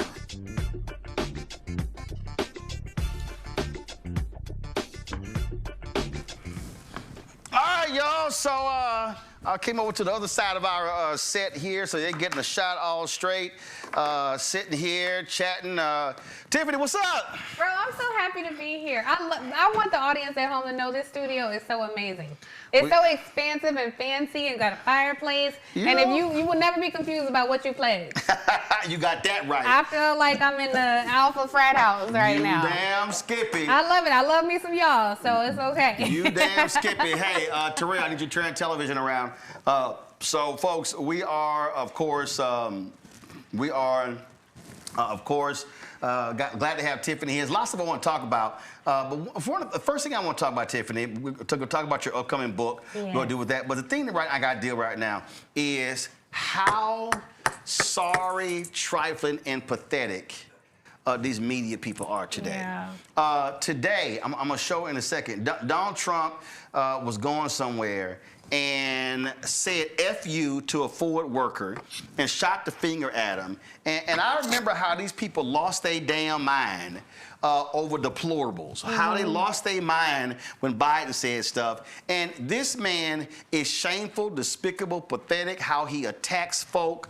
And they don't say nothing. And it's just kind of like, oh, okay, no big deal. And if a Democrat president said or did the things that this man does, it would be wall-to-wall craziness every single day. Yeah, you know, I understand the desire to put a political label on it, but honestly, Ro, I feel it's more racial. Because when I say they, I mean them, I mean white people. White-run newsrooms. And it's really difficult, as you know, to be the first to say it. So often we are the first person to say, I remember in 2016, all of us were saying Trump is a bigot. And that was a controversial statement to make at the time. Well, do you believe us now? We're still saying the same things.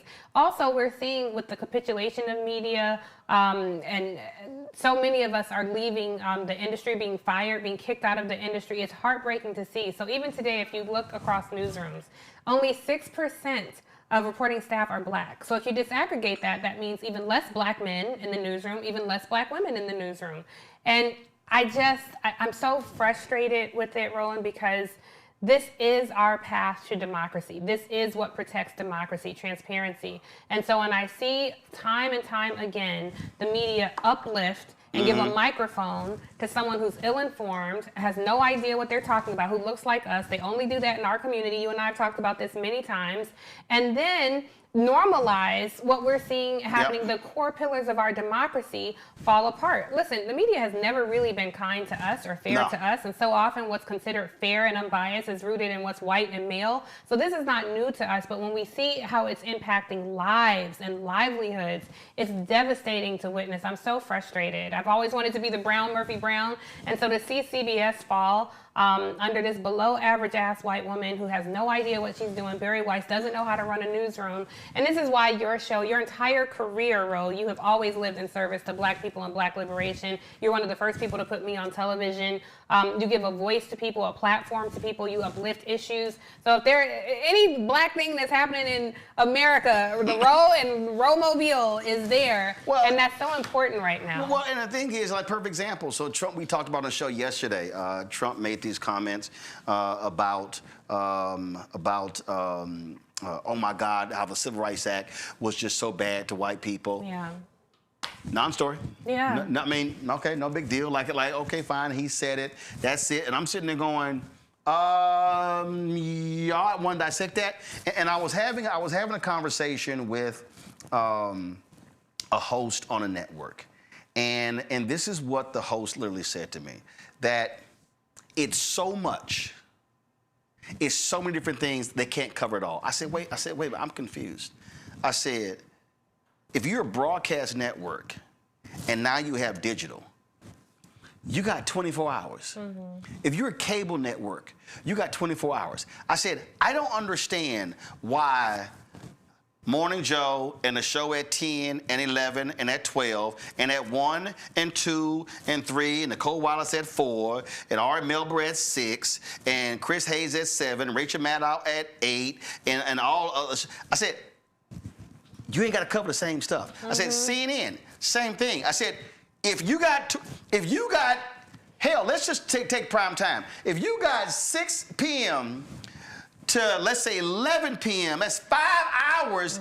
You don't have to cover the same shit in all 5 hours. So this idea that, oh, we just don't, it's just so much being thrown at us, is just nonsense. I think they're centering the comfort of white people. Because even though we say echo chambers for a reason, because it is the same story regurgitated over and over, but it's also run by people who center conservative white people. What liberal networks are they talking about? There is no liberal network. Not. And so because he said, oh, well, it was bad to white people, the newsrooms will look at that and say, well, there's a significant portion of the country who agrees with that, so we have to be fair, we have to treat it legitimate. This is no lie. Yes. I sent this book, my book, White Fear, yes, to a number of media folks.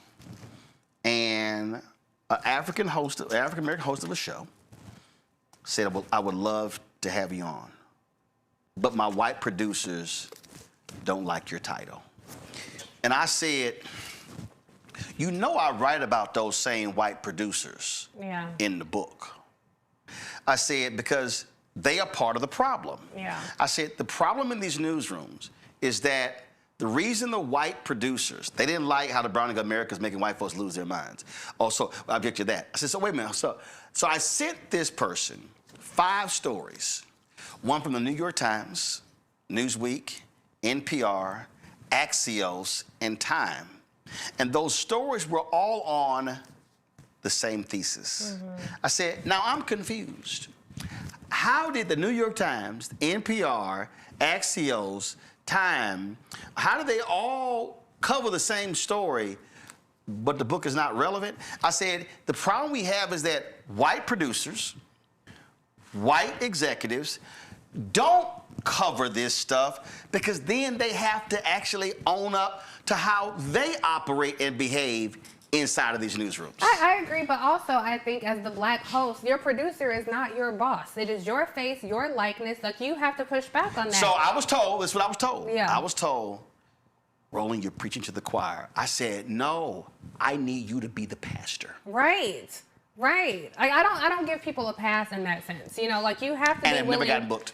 Yeah, of course. But other people get booked. Right. You know, like we have never asked Tom Brady, what would you do if you were president? But by all means, put Stephen A. Smith on air and ask him what he would do. I find that ridiculous and offensive. They don't want someone like you who actually has background, has information, understands policy, politics, and the press. They don't want that. And so it's very frustrating to witness this. And I think that's why it's important, Ron, when you talk about newsroom staff, the producers, because there is this this tendency to issue humanity to people. So white producers feel like, well, my dad voted for Trump and he's not that bad, or my grandmother voted for Trump and I love her. They have humanity for people who don't see ours. But when it comes to somebody getting shot in the face by an ICE officer, or a black kid, a 12-year-old getting shot by a police officer for playing with a gun, we have to be infallible. Like, it has to be a complete, you have to live your whole life like you might not ever do anything wrong. We have to prove that we didn't invite our own death or play a role in our own death. And I will say the strategy is effective,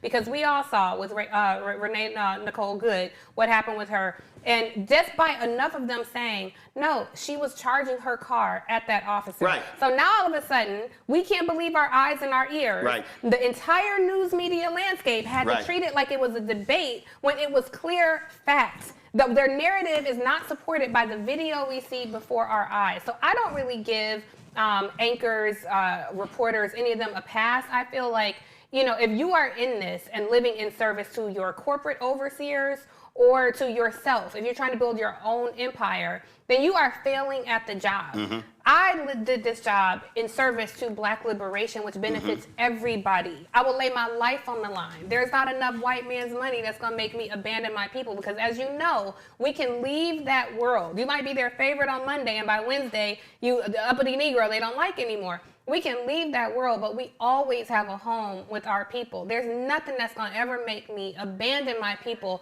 in service to that. So the black host who was saying that is on some bullshit, to be honest with you. I don't buy that for a second. Like, shame on whoever that is. And I was like, are you I serious? name names. I want to name names. Are you serious? And see, here's the thing that, and this is what I think people have to understand who don't understand these systems, who don't understand what happens in these networks.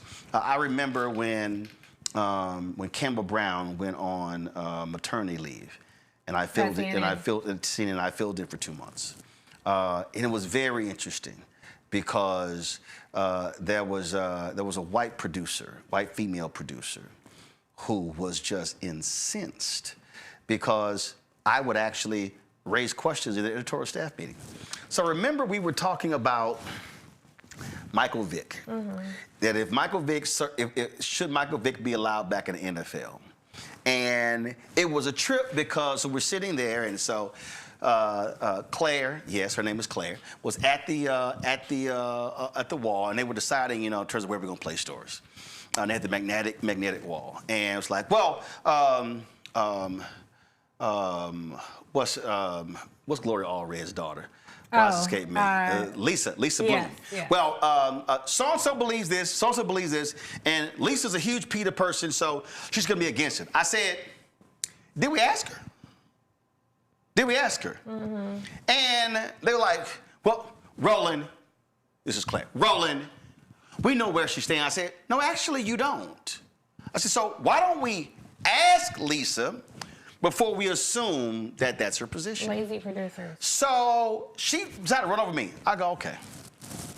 So Tara Metzler was a booker. I said, Tara, can you call Lisa and ask Lisa the question?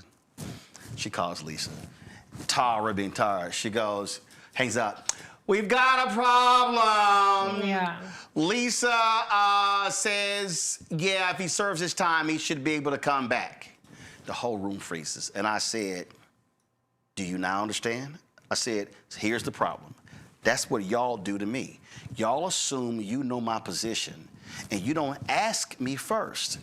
She was so pissed that I was assuming, frankly, a managing editor's position, that she said, I want off this show. She literally, David Doss was the executive producer of Campbell's show and Anderson's show. She literally went to Anderson Cooper's show for the 2 months that I was hosting because she said, I will not work with him because I had the audacity to actually raise my hand and state my opinion. Yeah. I mean, it's lazy producing, and even if we just take ourselves out of it and just look at the landscape now, because I don't want people to think like, oh, we're outside, you know, we hating from outside the club and can't get in. That's not it. It's a bigger No, the difference picture. is because we were on the inside. It's a bigger picture. We know exactly. We know how people get booked. Right. You It's and a I bigger can picture. watch a segment and we go, I know how that happened. Right. But even the whole setup of it, I think, you know, around 2015 when the news landscape changed, you know, I've been in this business 25 years. I've worked in cable news a long time before I was ever on cable news. And there was actual news. It was reporting and information. And at a certain point, they felt like, oh, well, let's platform white supremacists. Let's platform liars. And let's call that news. Let's pair them with someone who disagrees with them. Put them in the ring. Let them fight. And I have to ask the audience sometimes, are you not entertained? Because this is what you all were tuning into. Right. You are the power broker. The audience, the remote control, you are the power broker. So as long as you watch that, even if you hate watch it, you're communicating, this is what I want to see. So they love the fight, but we're like, time out. Are you actually listening to the conversation, Right. the bullshit that's being spewed? We are giving people a microphone who do not see our humanity. We are giving people a microphone who are destroying the core pillars of democracy in America, and we are normalizing it. So because of that format, we have normalized mass men disappearing people off the street. We have normalized sexual offenders walking free. We have normalized a president who cares about the Constitution, who dismisses the Emoluments Clause, who dismisses birthright citizenship, because cable news had such an important role to play in that, and it has contributed to the dumbing down of America along with our smartphones, and that's a really scary time. But we also normalize lying. And there are people who are just sitting there flat out lying, and Yeah. we're watching it and going, I'll never forget, it used to drive me crazy. We'd be in a situation room, and there'll be this conversation back and forth, and this person is lying.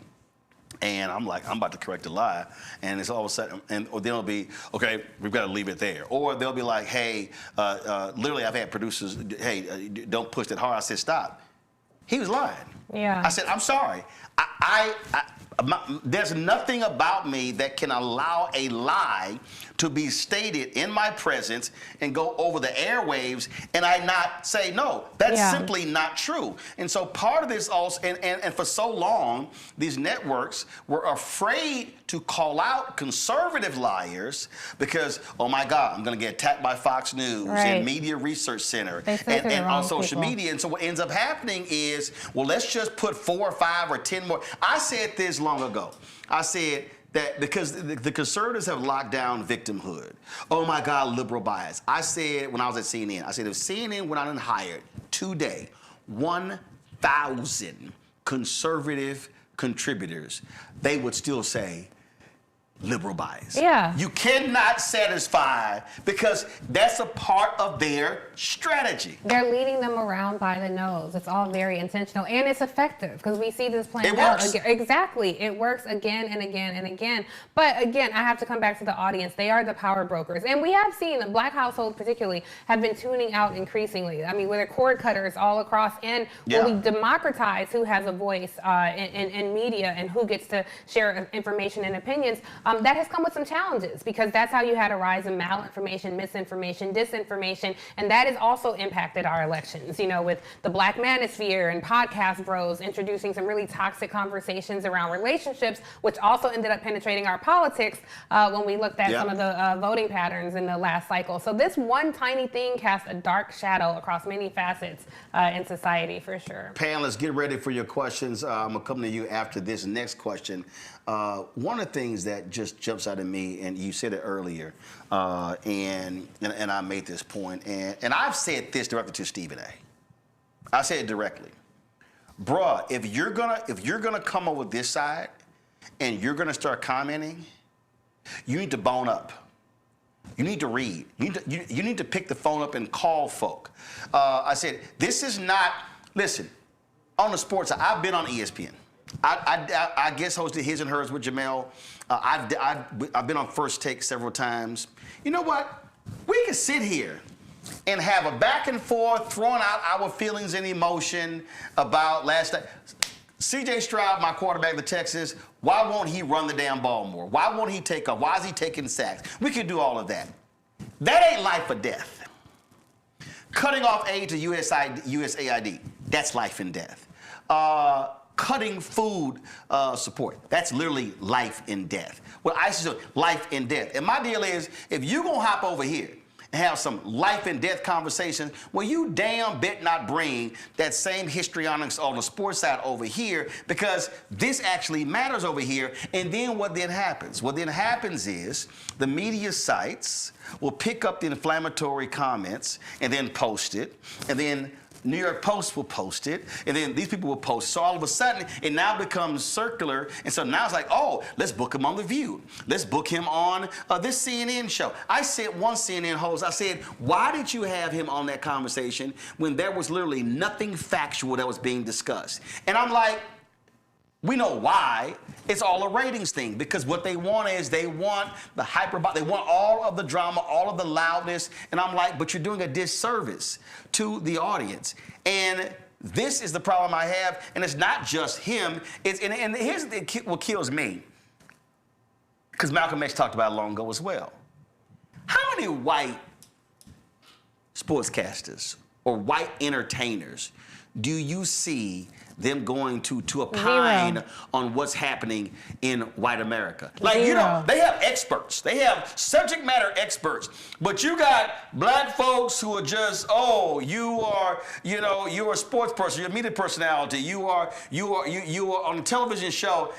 Dave Chappelle had the famous joke, why did Fox have Ja Rule on after 9/11? He's like, yeah, I was really going, I need to hear what Ja Rule thinks. I mean, the joke works, but that's what they do with black folks. Yeah, I mean, that's the point I was making about who they give a microphone to. And quite honestly, I don't really have anything to say to or about Stephen A. Smith per se. I think, I wouldn't debate my lessers. I would teach him, but you can't fill a cup that's already full. My challenge is with the media ownership, the Yes. people in position who keep giving him a microphone.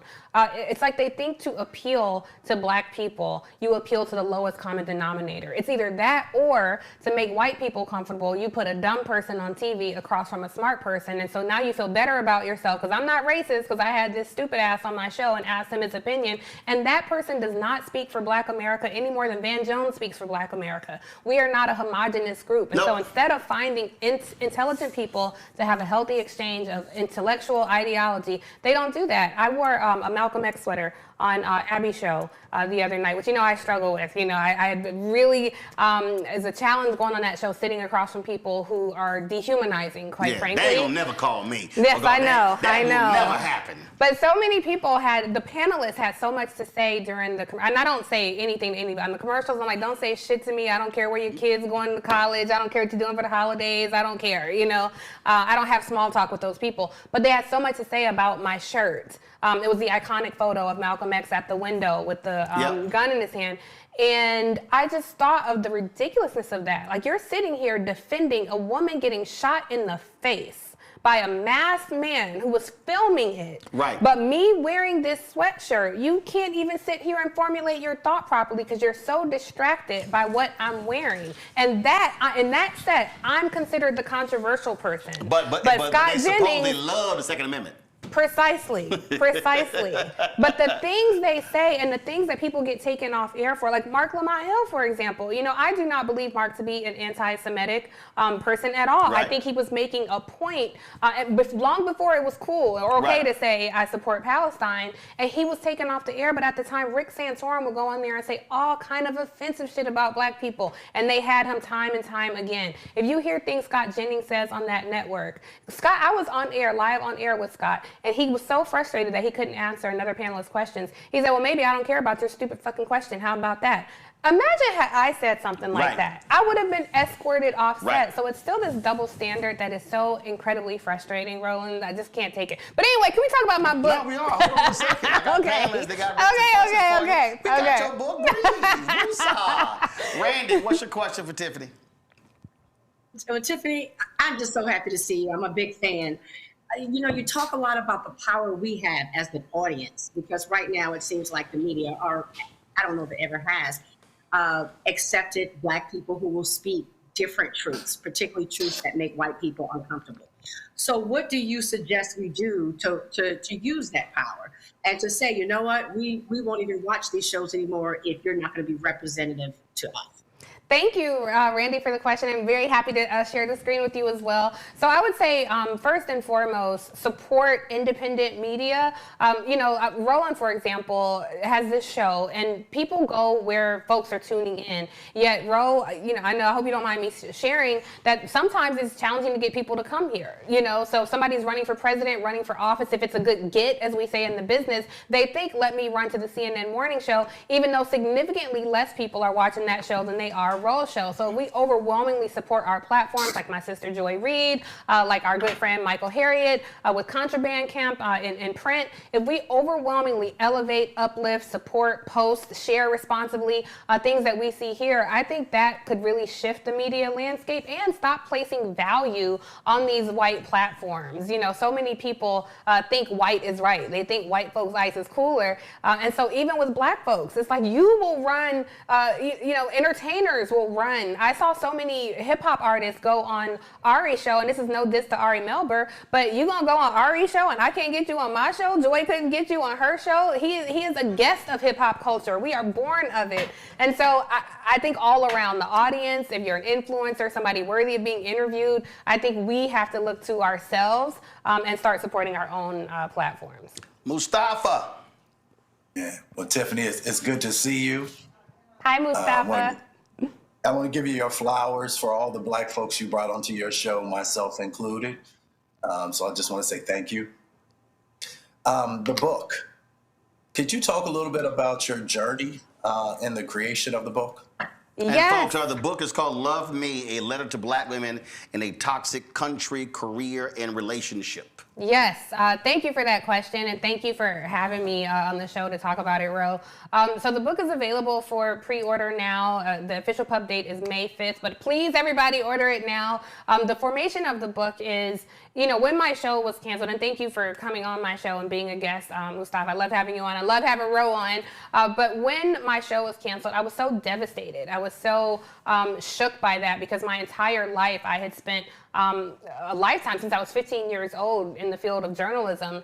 And so to be so dismissed by my career and be attacked by a network, I didn't know what to do with myself. And then I started dating someone and I was just on cloud 9, honey, okay? I just thought, oh, well, this is some balance, you know, if this is what I had to suffer, then he and I will live happily ever after. And then that didn't go right. And I just thought, man, my career is sinking. My heart is broken. And at that time, America decided that Black women were the face of the enemy.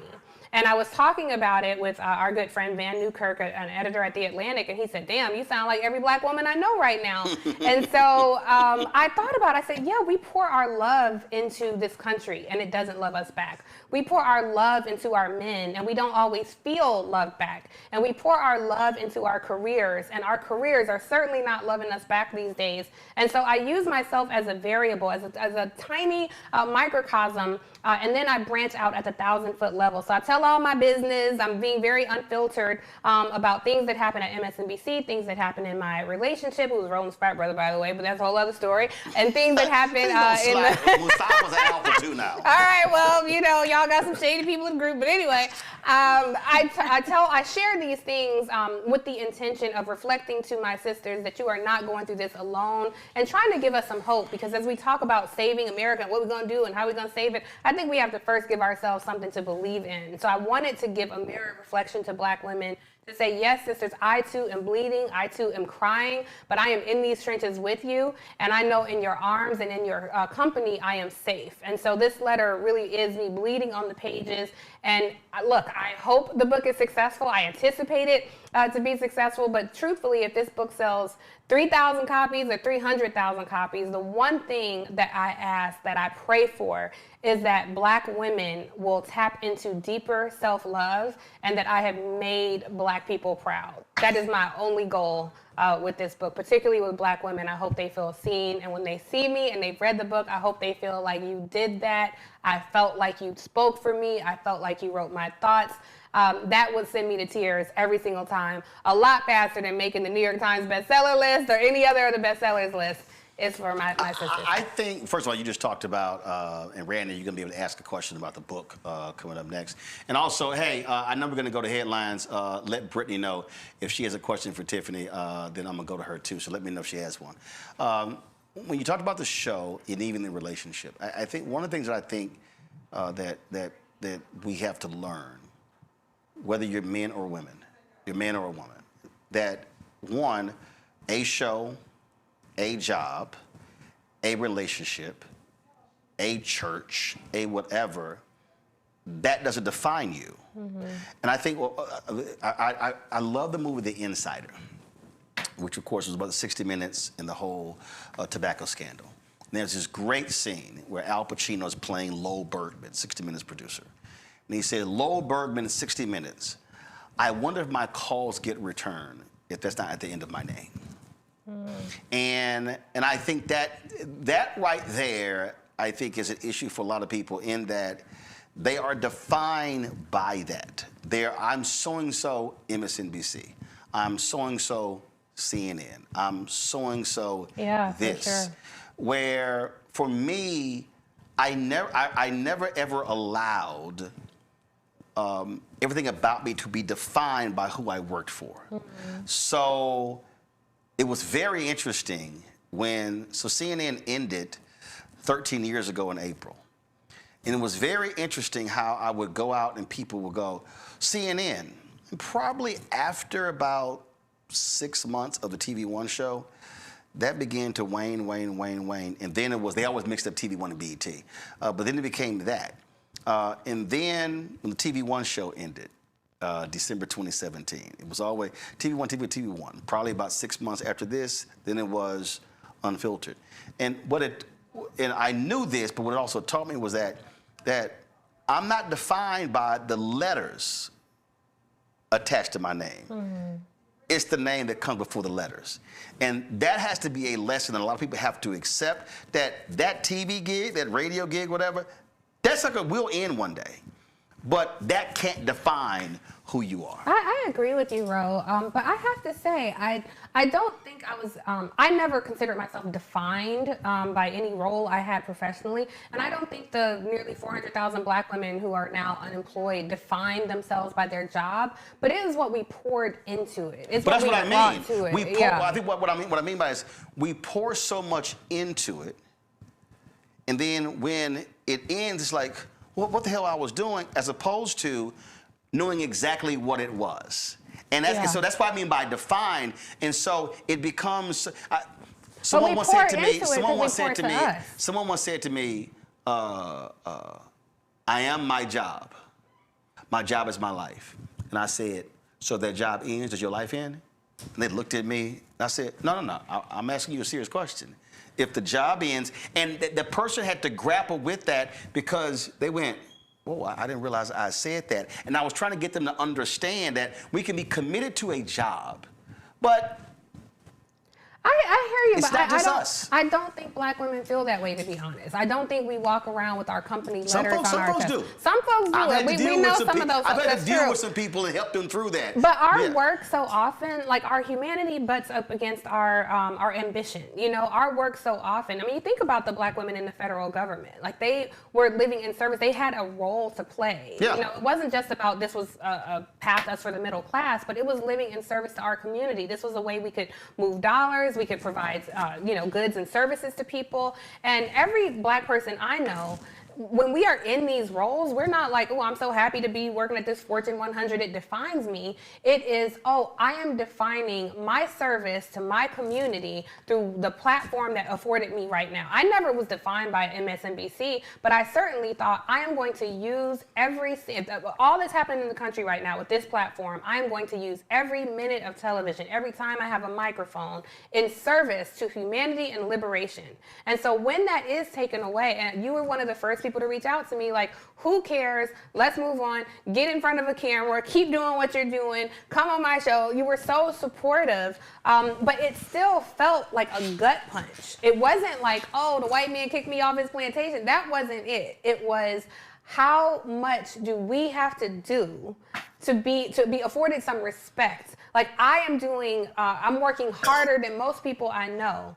For example, right now I'm working harder than most people I know, but this basic below average ass white woman was gifted the platform of running CBS News. It's not that I'm defined by it. Well, not just even gifted, also they bought her company for $150 million. Precisely. That hasn't made any money. Hundreds of millions of dollars. Yes. I had a platform. I had 100,000 unique daily visitors reading the beat. Nobody came along and gave me, hundreds of millions of dollars to buy that. Nobody said, oh, you're smart. You've been working in this business a long time. You run a newsroom. And so I hear you. I think it's wise counsel, Ro. But with the book, I'm trying to say you have a righteous anger right now, and you are validated in that righteous anger. You deserve to feel that way. Don't let anybody talk you out of your feelings. It is not fair. I guess the reason I never felt like caught off guard, and I've always joked about this here, that I start every job with the premise I'm gonna get fired anyway. So the first, I laugh about it, but literally, it's like, I'm telling you, like, there are people who still come up to me who I work with. We were at TV One. They were like, "You were never pissed when the show got canceled." I said, "No, I wasn't." And it was like literally, like we're sitting in the office. You're Alfred Liggins, and you're telling me show's canceled, and while he's talking, I was already planning. So it's. But it's okay, Ro, for you to sit in your feelings. Like, after CNN, you had every right to be upset after CNN, and you had every right to be upset after TV1. Oh, no, hold on, but I'll tell you this here. The reality is here. I left, CNN ended in 2013. 2009, I joined 2007. 2009, I brought a sponsor to the table. Southwest Airlines was going to be the primary sponsor of a weekend show for me. They were like, what the hell? When they said they were not going to give me a weekend show, I walked out John Klein's office. I wasn't even about 100 feet, and I called Jonathan Rogers and said, they're not giving me a weekend show. This John said, okay, we're going to launch you one. But when I walked out of that office, the moment he said that, I said, I'll never get a show here. I'll always be a contributor. This was the mindset. CNN from this day is about to become my personal venture capitalist for what I actually want to do. So part of that also for me was just an understanding how these folks and how their games work and say, you know what, I'm not going to allow you to, in fact, was it quite interesting because he also wanted me to leave all of my black shit. We had lunch and wanted me to leave Tom Joyner, TV One, and I was like, why would I leave all my stuff? And he got fired in 2010. My deal was up 2013. When I left in 2013, the black stuff they wanted me to give up, I still had.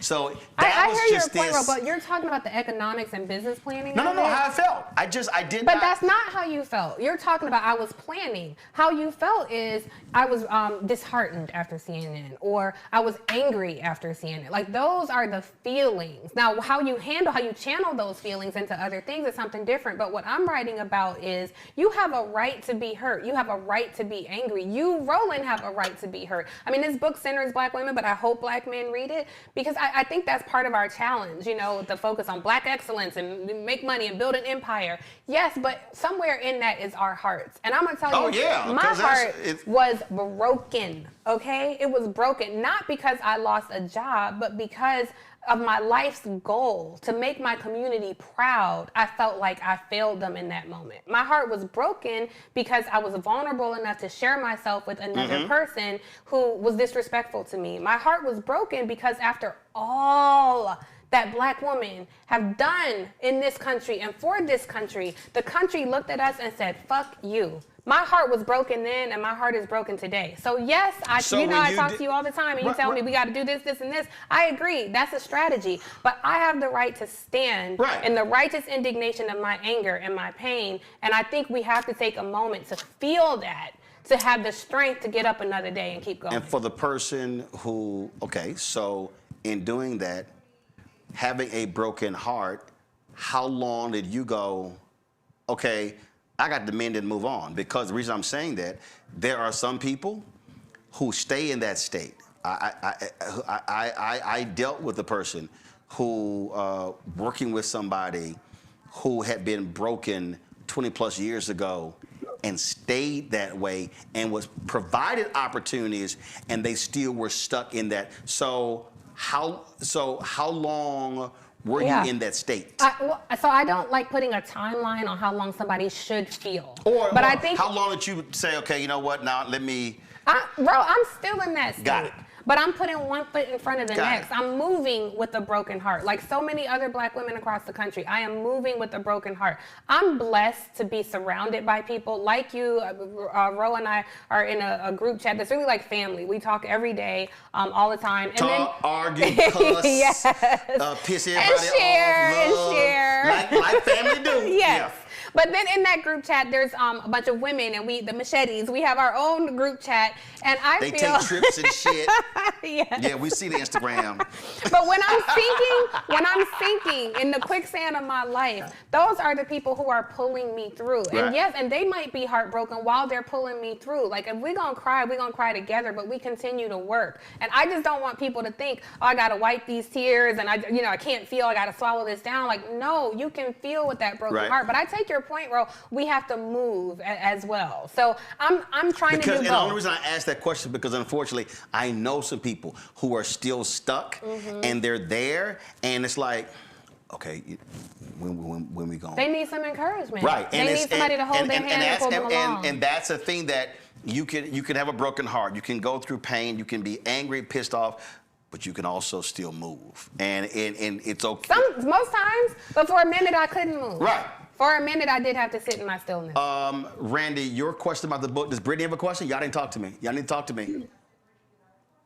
Okay, first of all, you ain't pressing the button. I can't hear you talking, so please use the microphone so I can hear y'all talking to me. I done paid thousands for a new audio system to make that shit work. Okay, Randy, your question for Tiffany about her book. Before I ask a question, I have to first tell Tiffany that, honey, sister, you have made us so proud. When you say that was your mission, you have made us proud. I know I'm speaking for scores of us out there, and you continue to make us proud. Thank you. So thank you. Thank you. Two, I know when you have those moments where you realize, like, you know what? I mean, I think a lot of Black women are experiencing now. Certainly I have. Where you're like, I have done everything right, and still white supremacy is holding me down. Has that realization helped you to say, you know what, fuck it, I'm gonna write my truth. I'm gonna put it all out there on this book, because we know when we speak a truth that makes them uncomfortable, since you are speaking about, you know, your professional life too, that it could hold you back in the long run. I mean, in those traditional ways. Did it free you up a bit? Do you think that maybe you would not have been able to write so courageously had you still been in, you know, doing what you were doing?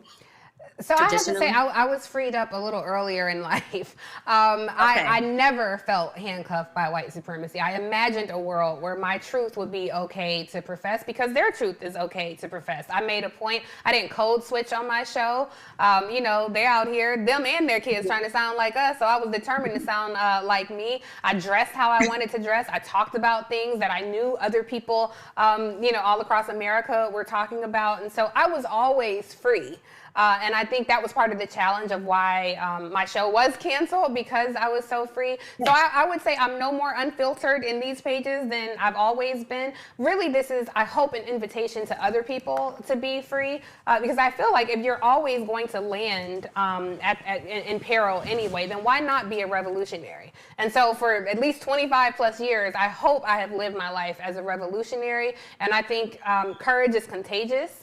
And so that was the intention of this book, to give other people courage, to offer a testimony, and to validate all that we're feeling right now. Like, Barry, I don't know you. You know, we haven't been to each other's house for Thanksgiving, but I know you. And I just by nature of you being you, I know you. Now, if you want to go to a Black restaurant in D.C., call Randy. Okay. She know all of them. And speaking of Black-owned establishments, I've been online trying to order the book, and I'm not seeing it for pre-order on Mahogany Books, because I'm going to order. It's not there, but if you actually go to pull my iPad, if you go to hatchetbookgroup.com, HACHETTE. bookgroup.com. It is available for pre-order. So the easiest thing to do is in the search box, type in Tiffany Cross, book will come up, and then you can pre-order the book, hardcover, ebook, as well as trade paper book as well. And audiobook. Yes, audiobook is here as well. All four there. But I hope people do the hard copy, because I was intentional about the cover. If you combine the colors of the American flag, red, white, and blue, you get variations of that purple. And with the woman, I made it like decorative, so people would want this on their nightstands. I want y'all to buy whatever. So Me too, but buy the hard copy. Don't listen to what Tiffany just said. I want y'all to buy it however you like, but get the hard copy too. If y'all want the ebook, if y'all want the audio book, if y'all want the paperback book, large print, buy it. Damn all that. I just wanted them to have something hard. I feel you. Listen, if y'all don't do that, print the damn cover out. Print the cover out and hang it up, put it in a frame, but buy it on whatever platform. Brittany Noble has a question. You know, Tiffany, I just really appreciate you for being so candid and sharing your story. And I know what it feels like to be stuck, if you will, if you had a bad situation in a newsroom and, you know, just trying to move forward. One of the questions for me is about love. I know that you experienced a little heartbreak from an alpha. Are you still open to Hey. Let's be real clear, okay? She experienced heartbreak from a dude. Okay, let's be real clear. You ain't got to say from an alpha. I mean, we got 500,000 alphas. I do love my brothers, but for real. You know, are you afraid of opening yourself up again? Or what's your advice to us that are still looking for love? I have never been closed. I believe in love. I am a believer in love. And I think Black women can be love's savior. I just don't think we can do it alone. But I think a part of us this disconnect that we have with each other, that this chasm that has grown over the decades, I believe it can be repaired. I mean, that's how we have survived this 400-year nightmare. It was our love for each other, so much so that when we got off those torture chambers and got here on the shores of America, we clenched so hard for it. The skin of that love was underneath our fingernails because we really loved each other. And so I think if we don't get back to that, then we have no chance of surviving. And I know that Black folks are survivors. So I personally believe in the daunting, daring love that happens in a relationship with a man and a woman or whomever you love. And I will never not believe in that. I won't let monsters turn me into a monster, because I think if you don't have love, you're kind of a monster. It's something that's not human about you. So yes, I believe in love for sure. Well, I think we are certainly. I think part of the issue of what we're facing today, this is where I do believe social media comes in, and people don't. A lot of people do not understand how the algorithms work. Mm-hmm. The reality is the algorithm is positioned for rage. It ain't positioned for love. Mm-hmm. The algorithm is positioned to piss you off because they understand how to make you mad, to make you upset, and it feeds so much of that. So I had someone hit me, and I don't know why this stuff keeps showing up in my timeline. I'm like, that's by design. Mm-hmm. You may have seen one thing, and it's about to roll another 8 to 10. They want to see if you're going to stop and watch and keep scrolling. And so many people are getting this stuff from this because we've actually stopped having conversations. Mm-hmm. And that was one of the things that during COVID, I said, I really hope once we come out of COVID, I said, I hope people will not go back to normal, but I hope people will embrace the value of just getting together for dinner, for drinks, having a party just because, inviting folks over for games or whatever. Talking, not texting. To where we are communing, we're eating, we're drinking, we're laughing, we're crying, we're listening to music, we're dancing, as opposed to living in isolation. I just think that more people are actually living far more isolated lives today than ever before. I agree. But, you know, even in that, part of that isolation, I think when you talk about love, it has to be rooted in self-love, love of self. Oh, yeah. So when you have so much love for yourself, the overflow is what you offer to someone else.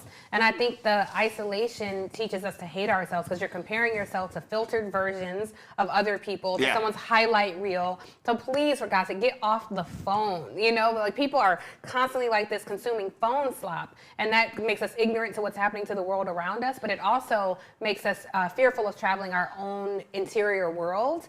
And this is Cole Arthur Riley. He says, if you can't be trusted to travel your own interior world, you can't be trusted in the world around you. So I hope this book also helps people self-reflect and move in the world with humility and kindness and grace for everybody. Folks, the book is Love Me, A Letter to Black Women in a Toxic Country, Career and Relationship by Tiffany Cross. Again, if you go to hatchetbookgroup.com, HACHETTE, bookgroup.com. You can pre-order. And again, you can pre-order the hardcover, the ebook, the audio book, download unabridged, or the trade paperback large print version as well. They're all right there. All of those sales count. And when you're a book author, you want sales, sales, sales. And so Tiffany wants you to have the cover, and you can have it there, and you can see how the colors mesh in the purple and the red, white, and blue. Buy that shit, okay? On any platform. Sale, sale, sale. Or as Frank Lucas said in American Gangster, I'm going to get that money. So get it however. Tiffany, we appreciate it. Thanks a bunch. Love you, Ro. Thank you for having me. Time for Black Star Network Headlines with Brittany Noble. Roland, a South Carolina man accused of shooting at a Black woman and her teenage son is back in jail, this time without bond. Sidney Pittman is now facing 2 counts of attempted first-degree murder. The charges come after Tashika Trimble says He shot at her and her son while delivering packages on December 14th. Trimble says she mistakenly pulled into his driveway. After realizing her mistake, she delivered the package to the correct address. As she was leaving, Pittman shot at her car multiple times. He was arrested the next day and charged with one felony count of discharging a weapon into an occupied property and a misdemeanor count of injury to personal property. In December, Pittman was posted a $200,000 bail and was released a few days later. Well, a controversial probate judge in Michigan accused of making racist and homophobic comments will not be back on the bench. It comes from recordings in September of 2024 of Judge Kathleen Ryan making several offensive statements. At the time, the probate court's former judge removed Ryan from the bench and filed a complaint with the Judicial Tenure Commission. Judge Ryan has been on paid leave for 15 months. Now her lawyers say she is voluntarily retiring. Democratic Senator of Arizona and retired Navy Captain Mark Kelly is striking back at the Pentagon. He is suing the Department of Defense. Kelly is pushing to stop what he says is an unprecedented effort to punish a sitting member of Congress for political speech. This move directly challenges whether the executive branch can use military authority to discipline lawmakers who criticize its use of force. Kelly filed the civil suit on Monday against Defense Secretary Pete Hegseth and senior military officials. He is asking a federal judge to block a Pentagon review that could downgrade his retirement rank and reduce his military pay. Well, nearly 15,000 nurses have walked off the job, making it the largest strike in New York City's history. Right now, there's no indication that they are close to a contract agreement with the hospitals that employ them.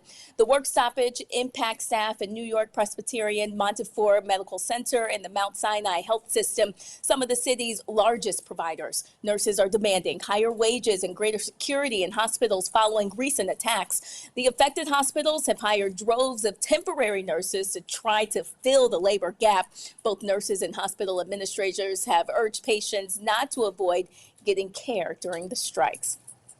Also, the University of Cincinnati launches a new grant providing free tuition to students from families making under $75,000. The program is called the Bearcat Affordability Grant. It kicks off this fall and will offer students pathways to tuition-free education. The initiative is only for Ohio residents who are eligible for the federal Pell Grant. In 2018, UC launched its Next Lives Here initiative to expand access to higher education for students. And since its launch, the university has grown by nearly 9,000 students.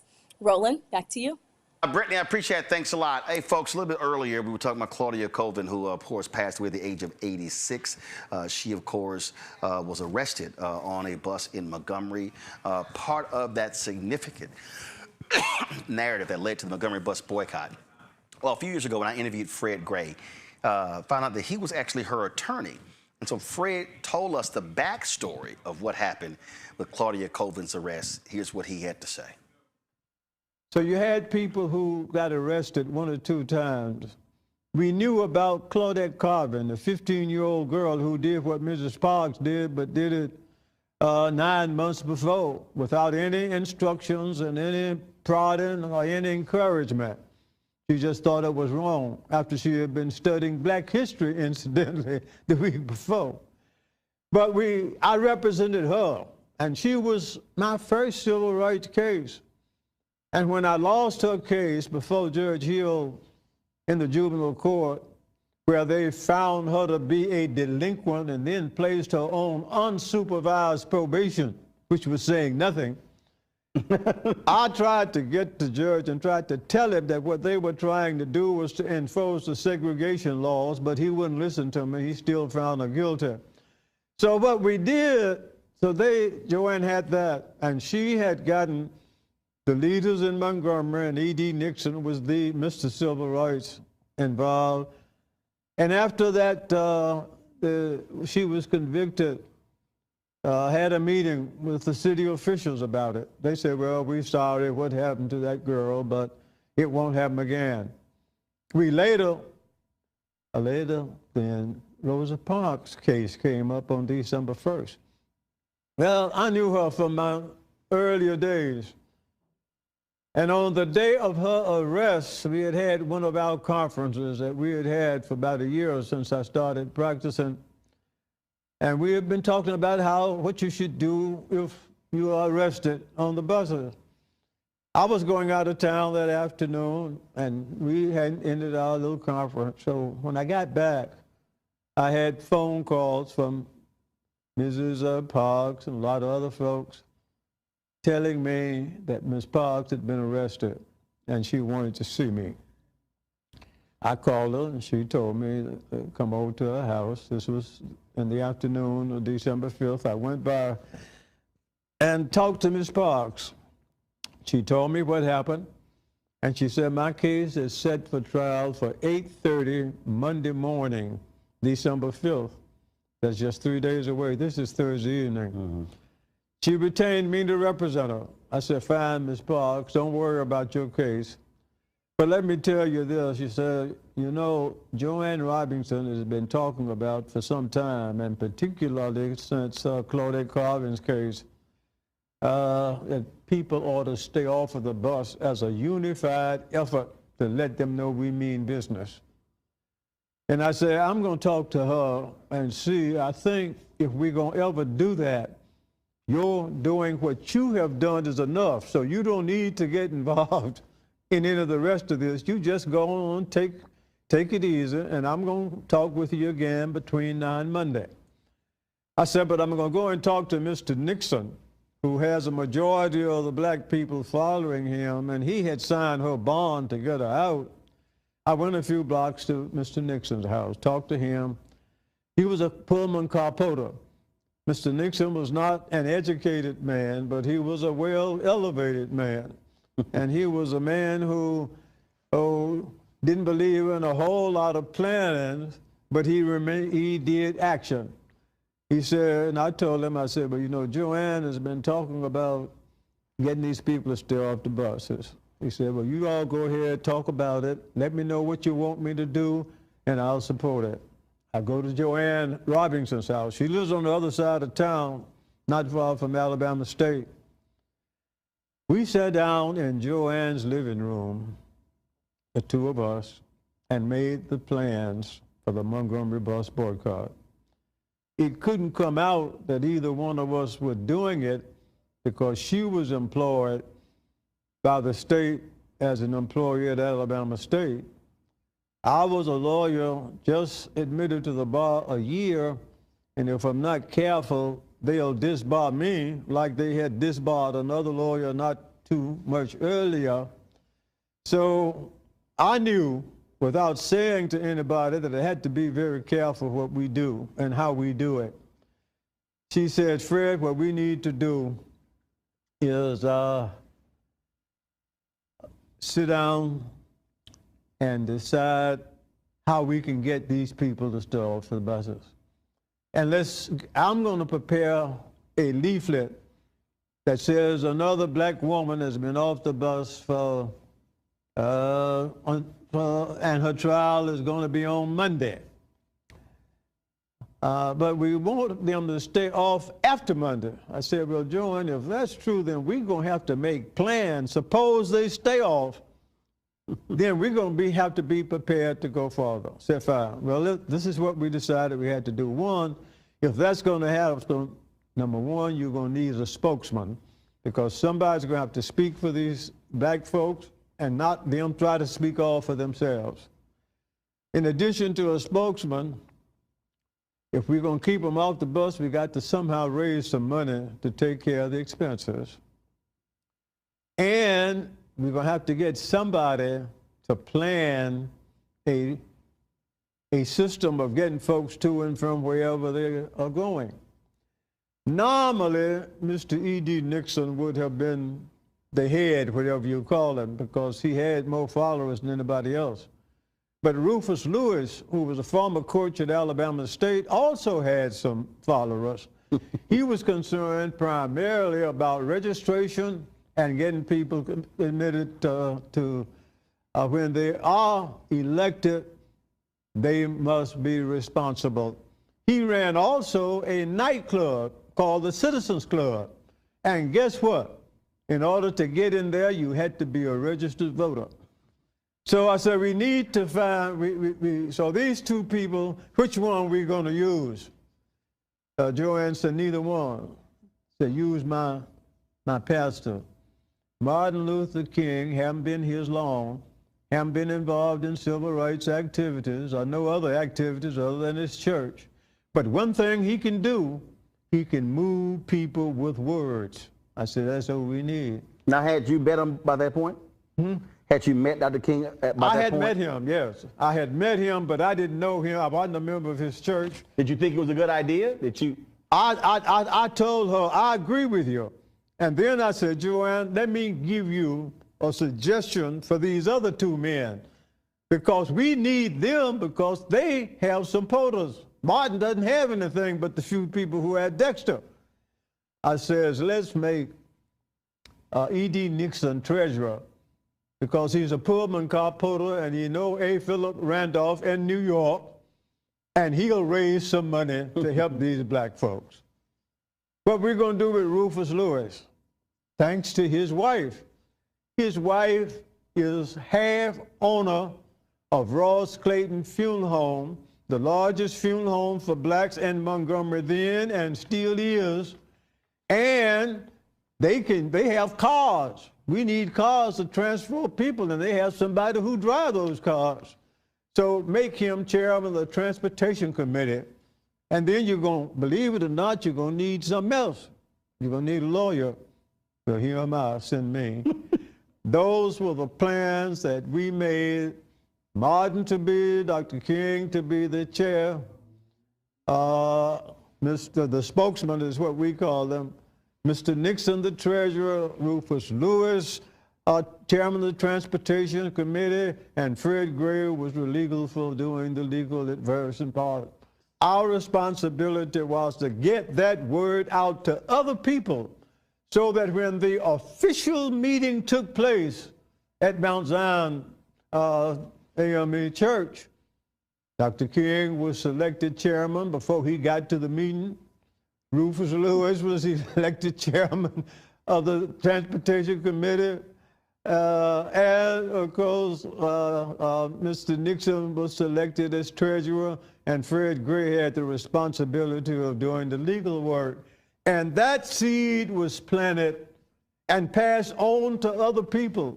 And when other people made the motions in the meeting, they didn't know where it came from originally. Some of them even thought they originated it themselves. And I take it you and Joanne shot each other looks like? Well, what happened when we won, when the buses started running Monday morning and black folks weren't on it, we both know that was good. Then we knew we had to go and have Miss Parks' case. Well, I knew they weren't gonna find her not guilty.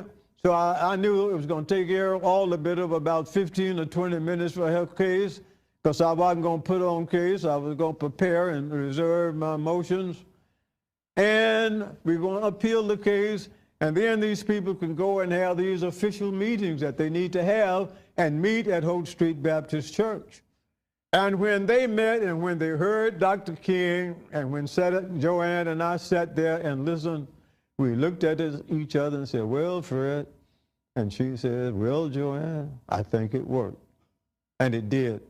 So if we're going to work today, and then all of these people got together and stayed off of the buses for 382 days, we don't get out there and try to do it by yourself.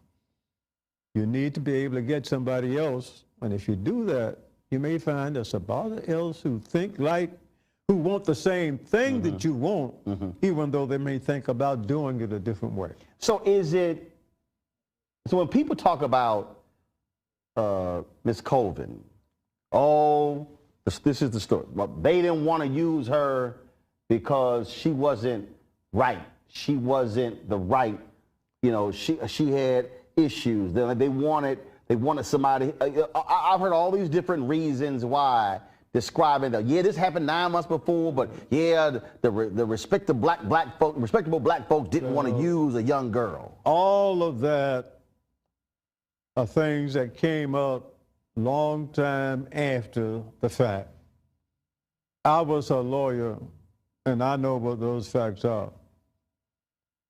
And I did not determined not to file a suit on behalf of Claudette because, as some people said, she were expecting. Whether she was or was not a material fact to me. It's something I would take into consideration. But the reason we did not file the lawsuit for Claudette is because the community itself, there was a difference of opinion in the leadership of the community as to whether we ought to do it at this time. And a lawyer represents clients. And while Claudette would have been ready for me to have filed a case then, I would rather to have done with her case what I later did with Ms. Parks' case. Folks, you can check out that Fred Gray interview on our YouTube channel, Black Star Network app. It's a fascinating conversation. And again, condolences go out to Claudette Colvin's family. Folks, that is it for us. We want to thank all of y'all for watching the show. Please do us a favor. You want to join our Bring the Funk fan club, please do so. Our goal is to get 20,000 of our fans contributing on average $50 each a year. That's $4.19 a month, 13 cents a day. That raises $1 million to defray the cost. And listen, it's $195,000 a month to run the network. So this show, we're launching Brittany Noble's daily show. We're launching a health show. We've got 3 other weekly shows that we have as well. And so between staff and rent and all that good stuff, listen, it's real. But the work that we do is critically important in terms of stories that we cover. And so if you want to contribute via Cash App, use the Stripe QR code. You see it right here. That's also for credit cards as well. If you want to send a check and money order, make it payable to Roland Martin Unfiltered, P.O. Box 57196, Washington, D.C. 20037-0196. If you want to download the Black Star Network, first of all, I'm sorry, PayPal, R. Martin Unfiltered, Venmo, RM Unfiltered, Zelle, Roland at RolandSMartin.com, Roland at RolandMartinUnfiltered.com. Download the Black Star Network app, Apple phone, Android phone, Apple TV, Android TV, Roku, Amazon Fire TV, Samsung Smart TV. You want to get our Roland Martin Unfiltered Black Star Network swag, be sure to go to shopblackstarnetwork.com. Yes, black-owned media matters. Also, don't blame me. I voted for a black woman. All those shirts, their hoodies, their crew necks, zip-ups, everything is on shopblackstarnetwork.com. And again, we had, of course, the candle company on earlier today, Multifaceted. We got the other products. You see all these products right here in our studio. Those are all black-owned companies. And then you can get those products at shopblackstarnetwork.com. When you support those products, you also support this show. So we want you to do that as well. Last but not least, download the Fanbase app. Also, if you want to invest, they're almost at the goal, almost there. Go to startengine.com/fanbase for more information. Folks, that's it. And shout out to my Houston, Texas, Terrell. You look like a damn fool. Terrell was sitting there, Terrell Murphy, little Sigma in there, was talking all this trash yesterday. His sorry ass Commanders, they didn't make the playoffs. And his, they didn't play. Deshaun, Antoine and Henry, they Cowboys, they sucked. They did nothing. They didn't make the playoffs as well. So Terrell decided to run his little Sigma mouth trying to trash my Texans when his little sorry team didn't even make the playoffs. Oh, y'all gonna be joining us right on the couch. Oh, y'all gonna lose tonight.